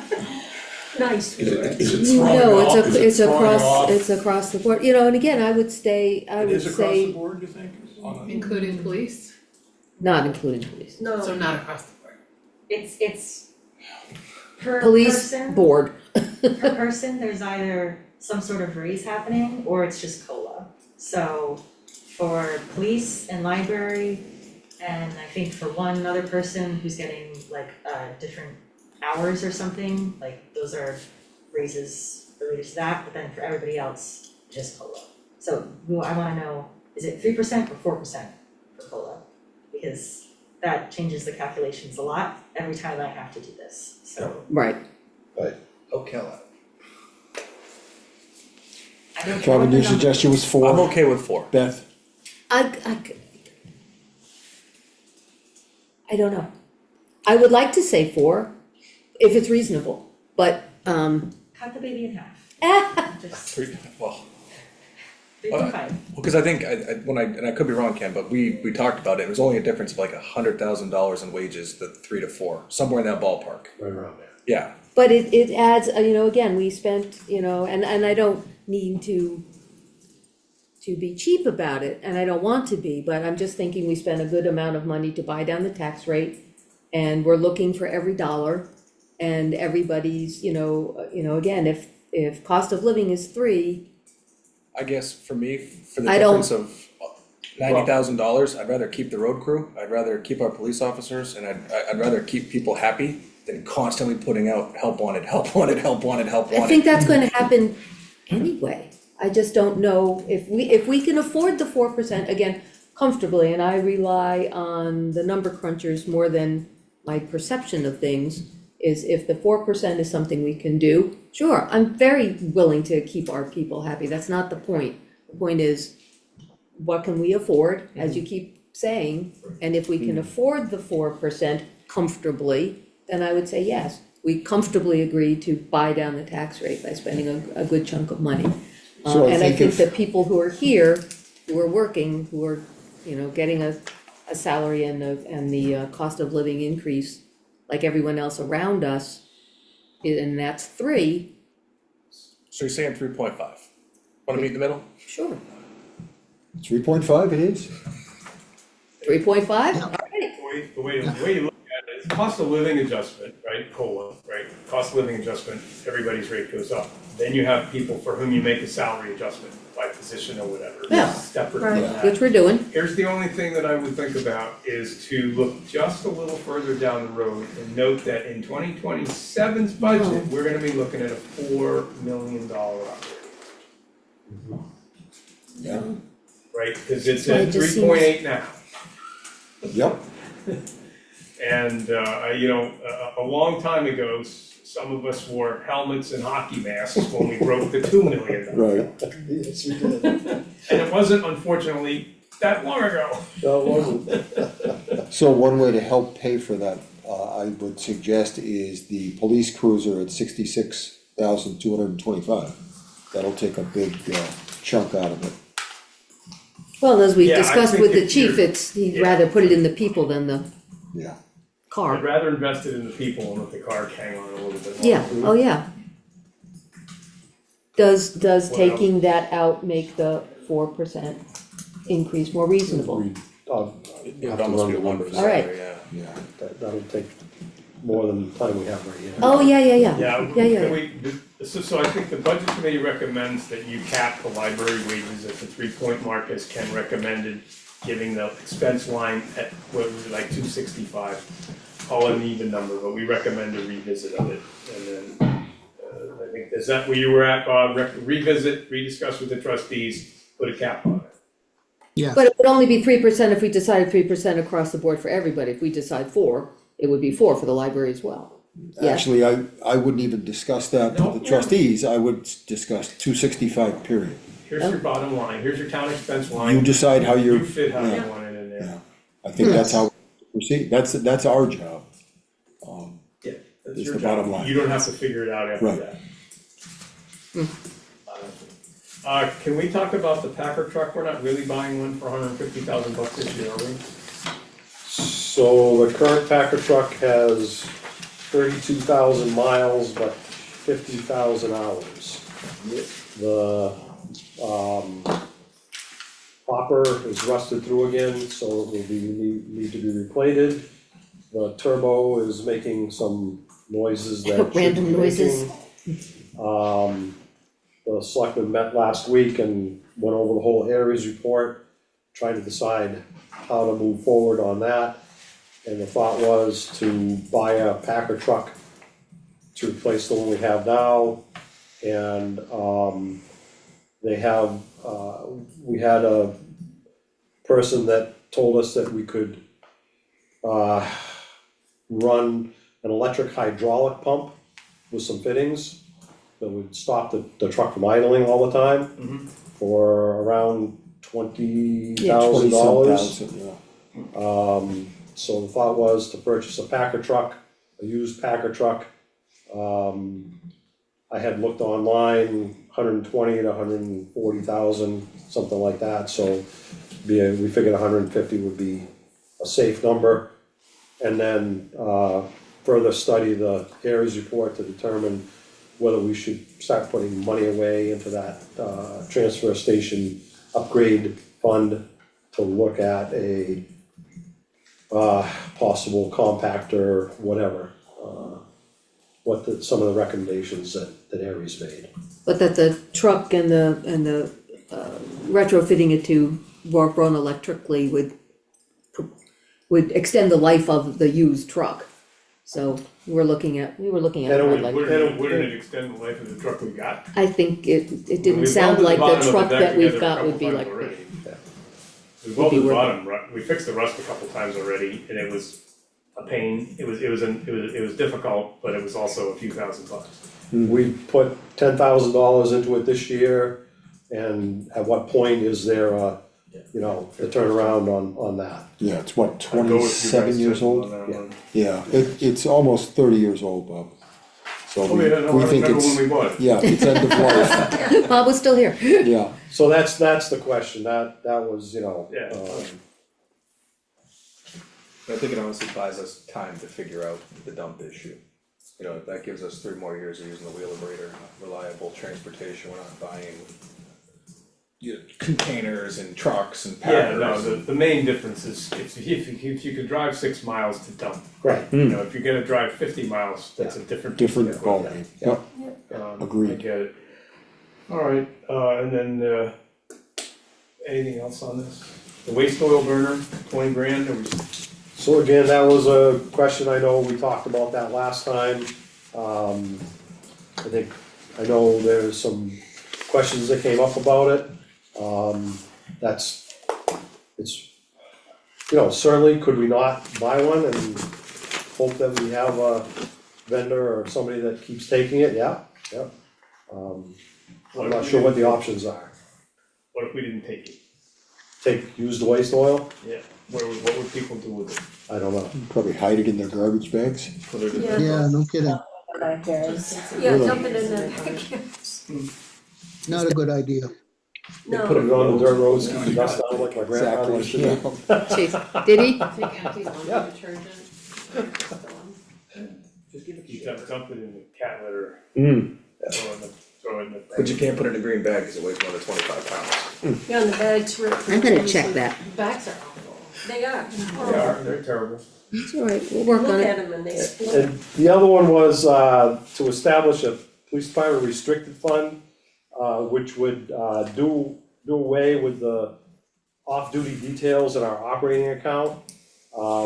That's been one of those things where we have no idea how much, what we're gonna budget for that. So we put in a placeholder number, and what happens in times is that, like this year, we budgeted $15,000 in there.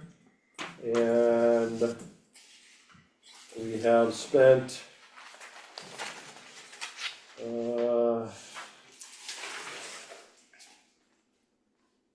we've spent $33,573. So that unfortunately elevates that bottom police line, the bottom line of the expenses on the budget side. A lot of other towns, the police chief came to us last year about it, talked to us. I didn't even know that you could do that. I've talked to several different towns. There's several towns around us that do that. And what they do is any of the detail pay goes directly into this restricted fund. We pay the payroll out of that. It's like a separate account.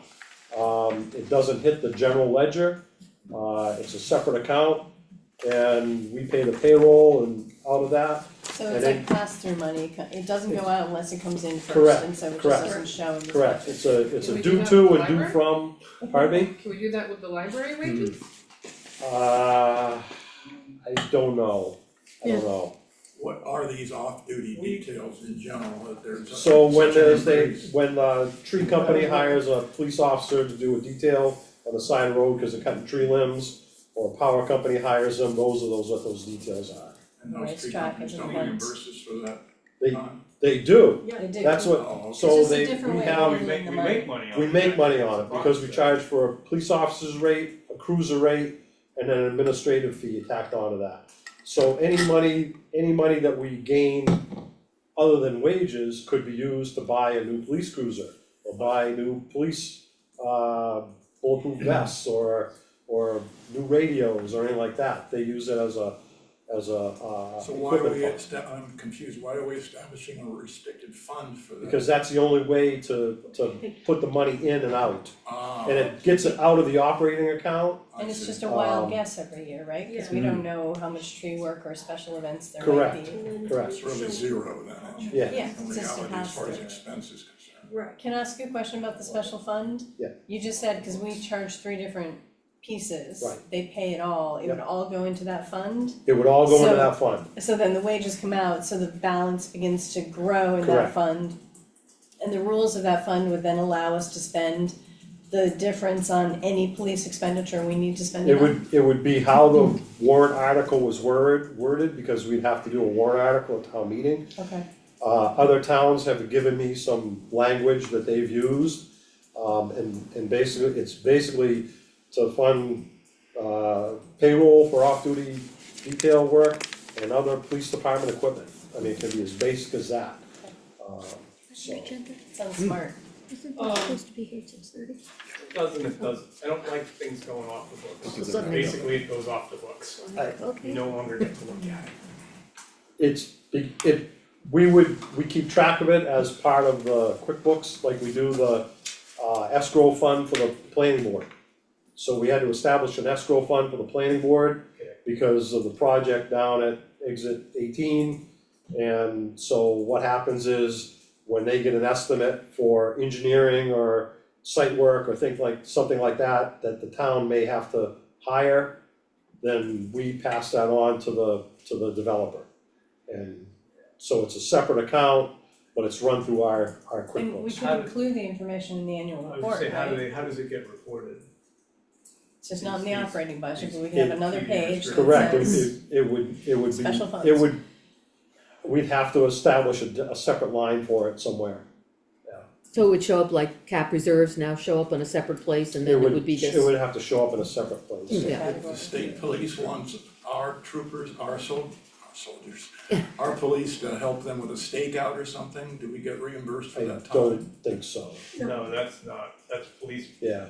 otherwise, otherwise we'd get paid for all the time they spend on the highway and the fire department goes out. This is, No. this is for when they go to the racetrack, when they have a big race and they're out there all weekend. Yeah. And the racetrack pays the town a certain amount of money to do that. And like I say, same thing for the roadside details, those types of things. I feel like we see it a lot around town on the reverse end, if like Unitil or Comcast is doing something, you'll see a cruiser from another town. Mhm. Yeah, Yes, That is correct. Yeah. Yeah, you will, because the police department has to cover the town first, then they do Right. detail pay, and we don't have that many, we don't have enough officers available, then Correct. detail goes to some other, Yeah. some other thing with flashy blue lights. Yep. Interesting concept. And how do you extract the excess funds from it? It, again, it depends on the wording from the warrant article. You could make the selectmen agents to expend, that's what some other towns have done.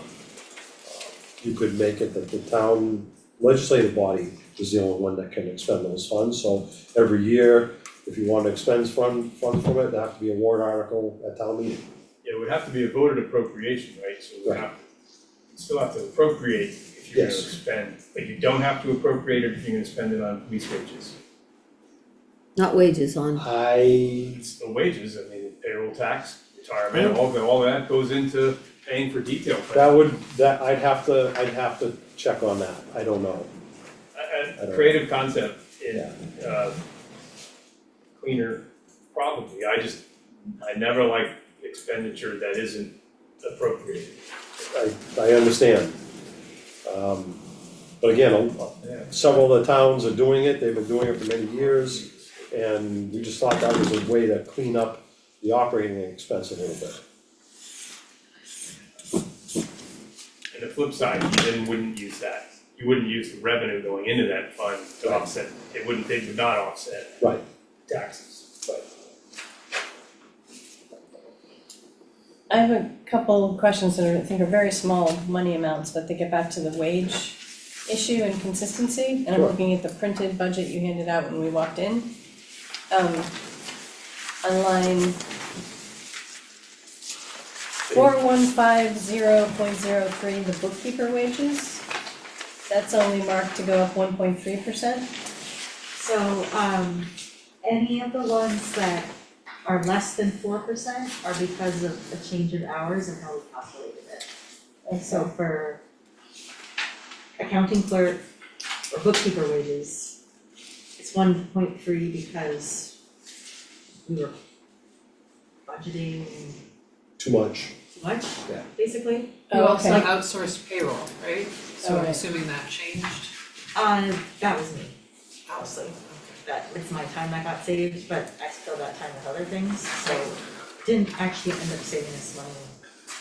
in terms Okay, of- so this. just time, which is, The same thing for 4191.17, which is the land use administrator. Correct, yep. Okay. Cause I also did, this year I did data on how many hours each person worked every single week throughout the year, and then I did an average, that way for those kind of hard to estimate ones, like for my position too, I have it in there, so I can see exactly how much we should budget for the weird positions. Okay, and they're not weird. Well, And the land- hours are weird. Yeah, and just to be sure, the land use administrator, we had to have a fill-in person several times during the year, and you accounted for those hours in Yep. addition, they all came, okay. I did. though actually Kelly, while you're asking that question, there was no increase in wages for building inspection, why was that? Leave it alone. Really? Well, I'll take if you look at the amount of hours that he works, it wasn't needed, similar to the accounting clerk, he didn't need the extra hours. If you look at what we paid out, Okay. It's, The explanation from the stage at town meeting is typically that the budget line item isn't the person's hourly rate or their salary. right, It's the full Right. bucket of money for the position, and if you look at building inspection, you budgeted 17, year to date, you've only spent 12, so Yeah. 17 appears more than adequate, which is why the budget line would show a zero raise, even if the building inspector himself. gets a wage increase. Got it? on the, Thank you, in Bob. the Excel sheet that I sent you, one of the tabs has wages, and that's where you can see the hourly rate for each person and how that translates into the budget. So for Joel, it's his hourly rate at a 4% increase times 11 hours per week times 52 weeks. And that's the same for how we budgeted for Lisa Carlson, Jennifer Chase, Joel French, Michelle Hammond, Mary, myself, and Jesse. Okay, thank you. Thanks.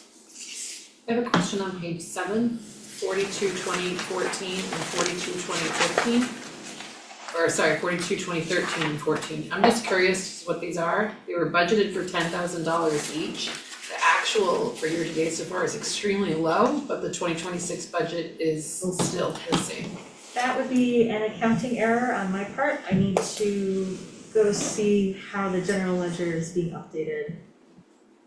Because it should absolutely be way more than that. So, the money that should be in that line is currently in the EMT wages other line, so 4220. That's part of the payroll process, is I have to map it to the different lines, so I got that incorrectly, so thank you for pointing that out. I will fix that for next time. So year to date where it says $90 is actually a lot more than that. It's actually a lot more than Yeah. that, but if you look at the bottom line for the fire department, that is accurate. It's Okay. just, I have In it the wrong on the line. wrong line right now. Got it.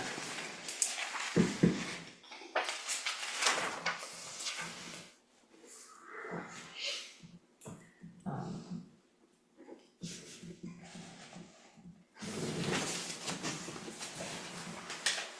15-foot stone pillar holds up the circular seal, and light shines across walls.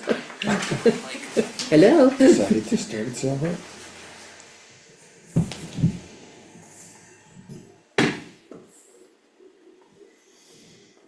And then I have the same question on 9 of 14, 4312 road tar.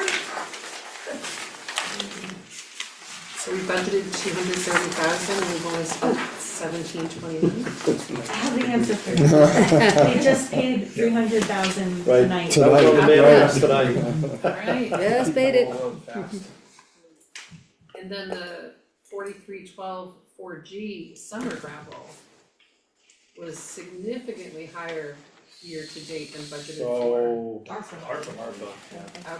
yep, alright, and that is, shown on another one of your handouts. that's right, sorry about that, thank you. On this one here. Yeah. It shows, I was wondering why we hadn't done cap reserve grants and account, cap reserves. revenue offsets, revenue, 2025 revenue offsets, sale of town property. And then on the next page is 2025 ARPA usage. And then SB 401 highway grant usage. So we used these funds as revenue offsets to some of the expenditures. The big one was the ARPA money. And then you can see on the highway grant usage, SB 401, we used that to pay for some repairs to our vehicles. And a new addition on the budget this year, and this will be in the town report too, is that there's a new column called 2025 offset. And right now it's Oh, all good. set to 0 because it takes a lot of effort to map these, but once we reach the end of the year, I will map them, so when it's in the town report, and when we get to the official budget hearings, you'll be able to see right next to it that, What the offset was. 254, 45,000 offset by 245,000. That'll be a lot better than flipping back and forth Between the revenue, between yes. the two Yeah. sections of the town And then report. forget what you were looking at. And do you, Cal, do you handle encumbrances the same way? Will those show in the offset, or is that a different animal altogether? Encumbrances, At the if you look bottom. at your town report, they're not in this one, just because I don't have the actual numbers yet for this year, but in the town report, they get put at the very bottom. Okay. And They- in your They are in Excel the sheet. Excel spreadsheet at the bottom that they emailed to you. So I would say, if you could just make a note in the minutes, please, thanks to you for your excellent presentation of all information, complete context and background, even when there's a mistake, that it is readily fixed. Mistakes are few and far between, but it's a massive amount of, work to put this all together, and, thank you.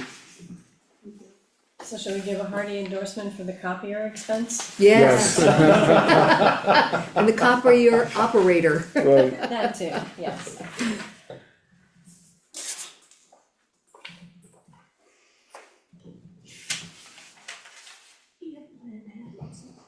I didn't wanna see Cal with a burnt back from throwing that one out into the pond. No, Then the liability line would really go up. Yeah. Do we have any, reval expense anticipated for next year? Mandy's gonna do it, right? Correct. Do we have any expense that you should pre-budget for? Do we have to buy dated Part of- software, do anything we need to do? good question. I don't have any dates on it yet, but that is part of her salary. She gets paid the salary is elevated over 4 years. So in 50 years, she spends an awful lot of time doing the reval. Okay, but Yeah, there are no, 2026 is it, third-party yeah. expenses, vendor data stuff? Okay. Just get her a magnet for her door so they know she's coming. Yeah, She does has have one. Does She She has has one. She doesn't We have- put it We have on. magnets to put on her personal vehicle, because she spends an awful lot of time visiting properties. Yep. So did we decide 3 or 4%? You decided 3.5. 3.5. That's decided. We did, it was good. Yep, That was your suggestion, right? We- I wanna make sure, cause then when I go over the numbers, I'm not going to the wrong ones. Thank you. alright, thank you. Thank you. Thank you all. The data, very helpful. Are we coming to your house, Bob? So are we, did we? Yeah, sure. Manhattans are in the refrigerator. Oh, good. Meet with them again. Once they're gone, Yeah, yeah. resume. The Energy Committee. They didn't show Great up. job. Thank you. Thanks, Bob, good day. So, Night. But they didn't leave a message or a text. They just didn't show up. Okay. Oh, I don't have that. I got a, Ruth tried to call me about it 45 minutes before I showed up here when I was like hanging upside down in the garage trying to get ready for winter. Thank you. Yeah, I know, So thank you, Bob. I like being a subcommittee with you. Almost like a solid waste committee? I second, the suggestion to raise the rates for yes. Yeah, I've got all sorts of, there are some people who are doing, construction as a business. And so all taxpayers are subsidizing their disposal, it's part of their, it's a business expense for them. Yeah, I We're think, going to the dump Wednesday, right? yes. We are going So to we the can dump bring one, that up Wednesday. so we can discuss it, yeah. Assuming it's plowed out by then. I mean, they Thank you, canceled Kelly. school at 5 o'clock, so obviously anticipating. It's so supposed to start. Good night. Alrighty, thank you. Good night, Cheryl. Good night, Bob. 8 AM? Cheryl, when you come by, come get your plate. Well, I'll bring a phone. I finally figured I emptied out my garage so I can get my cars in because the guy has to plow. He plows right across the front of my garage. So I can't leave the cars out. I wouldn't anyway in the inches of snow. Motor's still blowing, so. Like a double Yeah, I heard chocolate about your cake and motor. milk. Yeah, so Oh, I'm no trying to figure kidding. something And out. he clearly got it. Yep. And drive over it. Then he brought me. Just keep driving up and down every half hour. I love it. For that storm. Yeah. Cal, I don't know if you captured for the minutes, one of the things we're gonna talk with, at the transfer station Wednesday. Yeah. We'll be raising the, rates for bags and other things. Well, and also construction debris. right, I would say Yeah. we're just gonna look at everything. Yeah, Would those go into effect in January Yeah. 1, something like that? Just to be able to move I fast enough could on that? do that, Yeah, yeah. I think we That could- would probably be the best way to do it, Okay. Yeah. And then as long as we're making sure things get captured in the minutes, if you're gonna attend the meeting on behalf of the select board with the, on the- Canterbury Behavioral? yeah, that, I would like to, does it make it more complicated no, if I'm because there? I just won't attend, then we don't have to publicly notice it. Yeah. You're the select board rep and, you know, you the police But you've chief been there Beth and can- talked with them before, so I have. I think that might, it would be good to have the same voice and face. Right, but I think the problem then is becomes a public meeting. Then I will just not come, Yeah, okay, that's fine. It might be easier that way. I think it We could is, have- I'm not in the business of making it more difficult, if it was easy to Probably have more come. candid discussions. Yeah. Yes, that's what I'm thinking. I Okay. just kinda wanted to come give you the Yeah. hairy eyeball, as it were. yeah, but if you But, want, no, okay. that's fine. Cause I think we've all gotten phone calls and texts and, Well, I had most of the neighbors at my house yesterday, Yeah. and we had a big discussion about it. Yeah. It was, Not yeah. gonna lie, I didn't hear anything about it, Yeah. other than the Facebook. yeah. It's, Well, most of the neighbors at my house happen to stack wood, so oh, that's cool. You wanna It come to was- my house? Yeah. it was great. Alright, so it looks moving great on as though gift. the energy committee was just a no-show, it being 7:20, I'll say we'll move on to new business. Okay, Unless we have any other, You have the letter from, non-public meeting minutes. yeah, oh, yeah. If you wanna Yep. look over those and we Yeah. can do And, those. and you do have November 17th public minutes Yeah. was Right. only, was no substantial changes. right. So Cal, could I safely move those then, period, without, Yes. okay. Yeah, sorry So for I'm- picky grammar changes, thank you. That's all right. No, I, So motion to accept the November 17th minutes. Seconded, All those in favor? Aye. Alright, Excuse that's done. So turning our attention, excuse me. let's look first at the, looks like Cal, October 3rd? November 3rd. November, okay. November 3rd. November 3rd. November 3rd, So non-public. it says, That's the first I was just gonna say error that. I Oh, need to fix is in the header. It Oh, yeah. says, very good. Yep. Alright.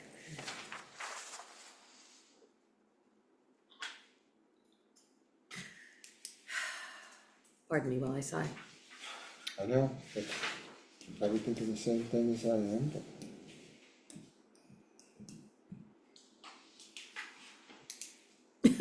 Excuse me.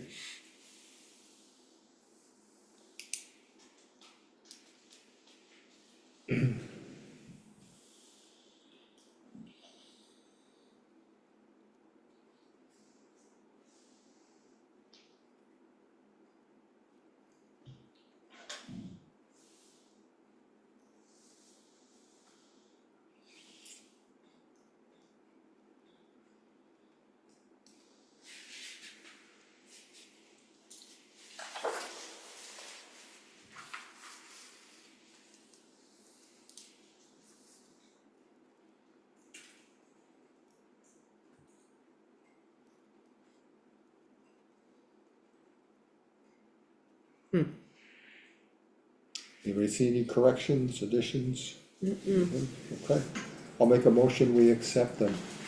I would second that. All those in favor? Aye. Alright, let's pass those down. I appreciate the writing of that particular set of minutes. Yes, about the same thing. Alright, there's those. So looking at the November 17th. This is a particularly boring part of the video, Edgar, sorry, while we sit and read.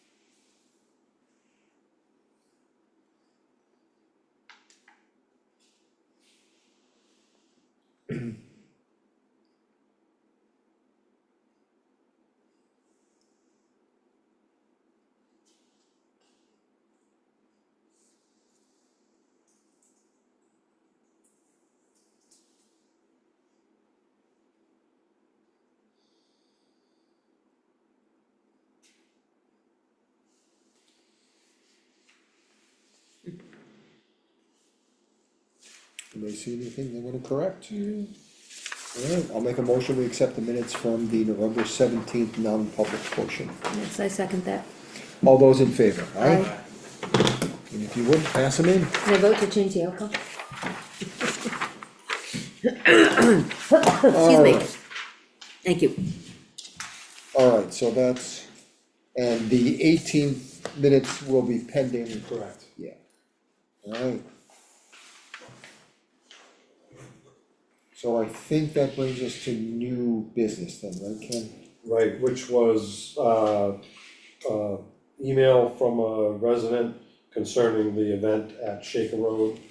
And, I think you guys we're working on it, so I think we're all set with that. Very good. I don't know this name. It's in the new business, is the email that was sent. Yep. The other one you can ignore, we got that at like the 11th hour, Okay. so Yeah. we'll talk It's about that getting another late. time. Yep. Is that the one you forwarded us this afternoon, Did I forward you this one or did I forward you the grant one? the grant one? The grant one is the one that we're not gonna talk about today, cause that was a lot of information.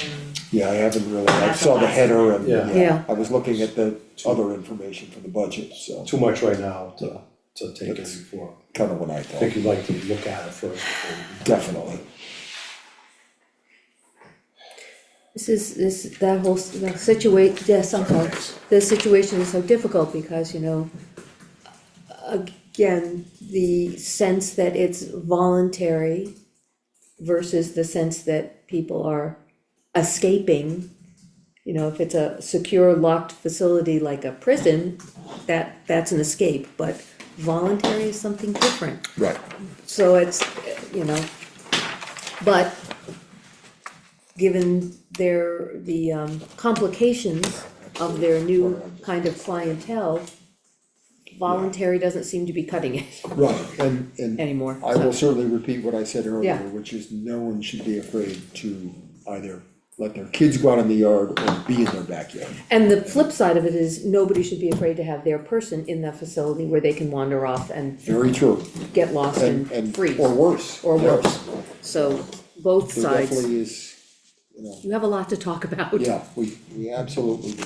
Well, Alright. as a select board, we don't really have a lot that we can do, right, because it's state. No, but we can say a lot, can't we? Right. Well, I mean, not to mislead people, you don't wanna blow a false sense of Oh, hope that we no, can no, do no. something, I mean, we're kind So of I hands-free. think, Yeah, I think the answer to that would be that you can approach it from a zoning standpoint.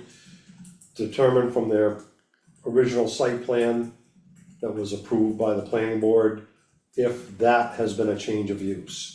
And again, I think a discussion with the property owner and then maybe with town council to determine whether the town could proceed along those lines where it's a zoning violation and require them to come back for another site plan review. And then the planning board could have an opportunity to say, well, we'll approve your site plan if we put these restrictions in place or whatever. well, and that was kind of But where I don't we, know what else you would do, I don't know how else. and that's where we came down of the last instance Yeah. with the gentleman who Yeah. was, Yep, who had a violent offense. In instances like that, are these facilities subject to, The only thing, site plan reviews biannually, like, is there a schedule, once it's approved, there's no more? correct, Okay. unless There's it's a a change of problem. use. Or change of use. Unless it's a change of use. The only other thing you might do is try and get the state involved, Health and Human Services, because they're licensed by the state. Yeah. That would be the only other avenue you could take. I think we should put a little asterisk next to that one. But, okay. Alright, old business, Yep. Umrlac. Oh, Upper Merrimack River Yes. I was trying to figure that one out. Lakes Local and. advisory, Local- local advisory yeah. committee.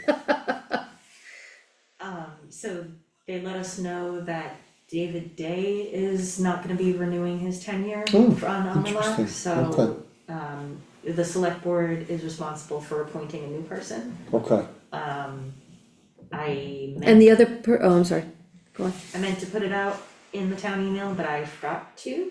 But I will do that with this coming town email, and if you guys find anybody, like, you do need to, we do need to find a new person. understood. What's the commitment for it?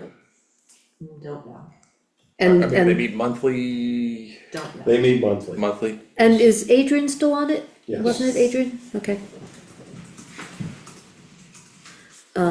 She might have, I don't know what particular skill set somebody might need, I would think a wetlands or river. Certainly makes sense, yeah. I could certainly ask the Conservation Commission. Conservation might be Commission to see if they know anybody, if anybody on the commission, Mhm. or if anybody they know. Yeah. The other thing I think we should do is send David Day a thank you letter for his service. How long has he been on that? Forever? Not that long. Yeah, I don't, We'll look Yeah. and see. but whatever period of time, we should certainly thank him for stepping up and volunteering.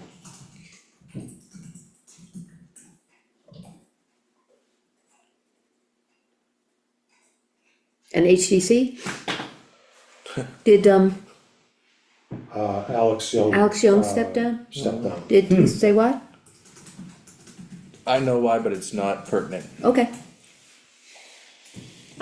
There's also the issue that we're expecting an application this coming spring from one of the members of the board who will be having the other members of the board working on that project.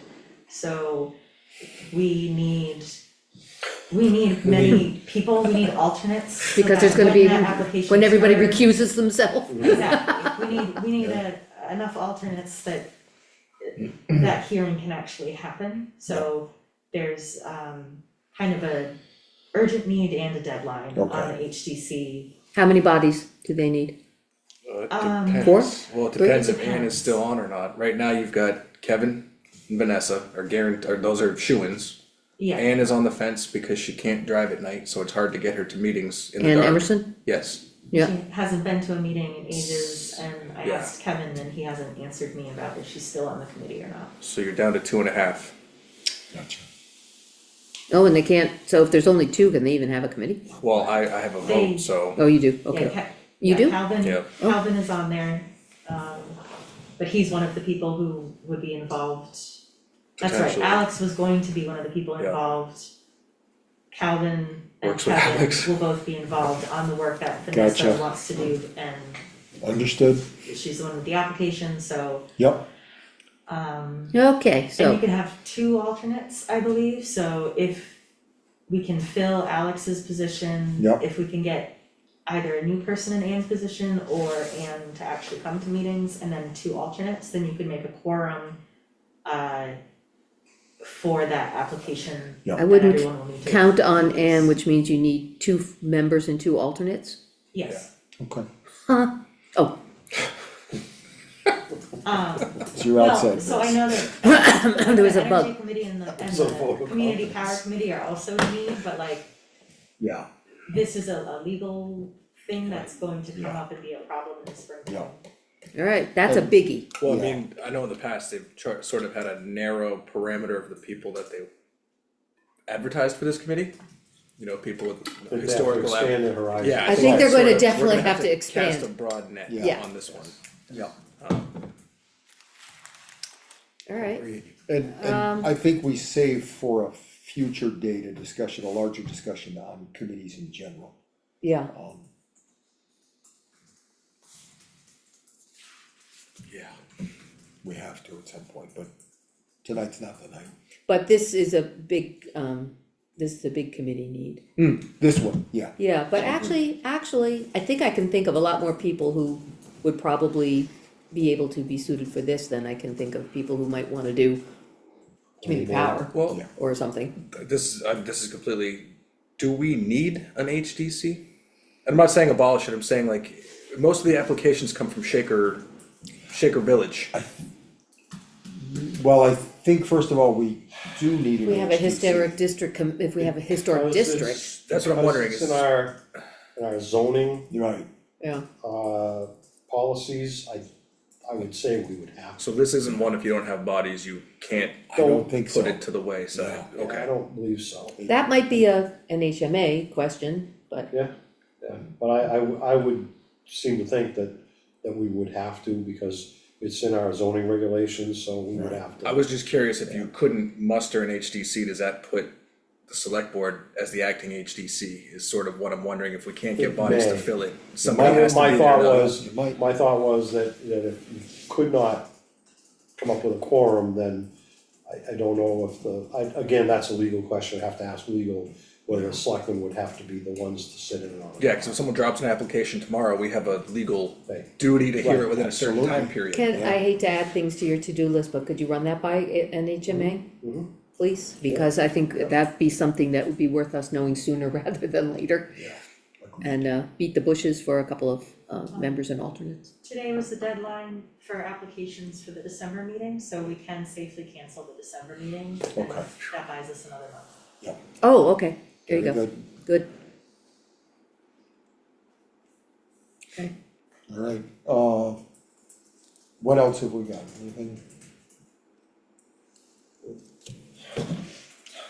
Good. You had enough? I gotta go to Beth? hockey practice. yeah, I think I'm all set. I just need to make a note to remember to ask the Conservation Commission about Umralak. Yep, alright, I'll make a motion to adjourn, I will second that, all those in favor, aye? Aye. aye. Thank you all for your help tonight and your patience. Oh, well, you bring all the work to the table, thank you. And we just need to, at some point, figure out when we're going to meet with the library trustees. Right, so Ken, I'm sure we'll take care of scheduling I have that. that on my list. Alright, What's that, Edgar? No, sorry, the schools are gonna be yeah, home tomorrow. Yeah. Yeah, they folded early. Oh, they always do in the first one. Yep, 3 months from now, won't even bat an eye. Well, what they're gonna do is they're gonna start just giving them those